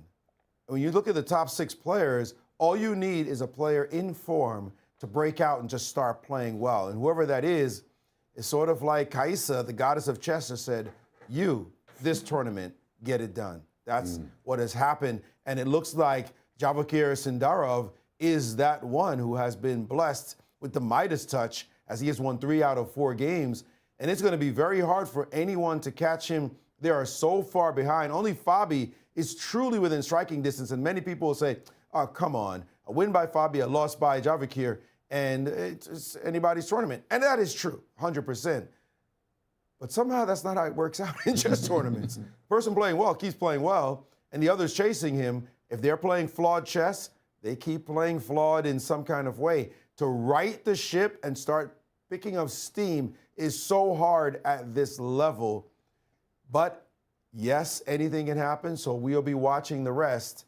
And of course, in the women's section as well, there's a ton of action there with a rest day tomorrow and picking up the action again on Friday. Good Friday.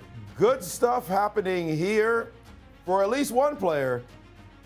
We'll see how the rest unfolds as what is a dramatic candidates continues. Thank you, Maurice. Happy April Fool's Day, everybody. We got tricked. We all were rooting for Fabi, but Nazi has been wonderful calling the first 4 rounds with you. Thank you. You too. Really nice. Tough day for the Americans today, but they'll be back after the rest day. Join us again in 2 days for round 5. Thank you and goodbye. Goodbye from St. Louis.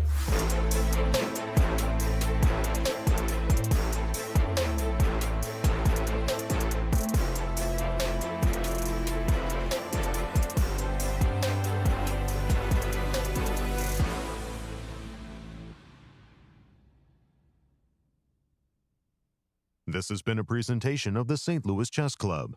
Any reproduction or distribution of this content without the express written consent of the St. Louis Chess Club is prohibited.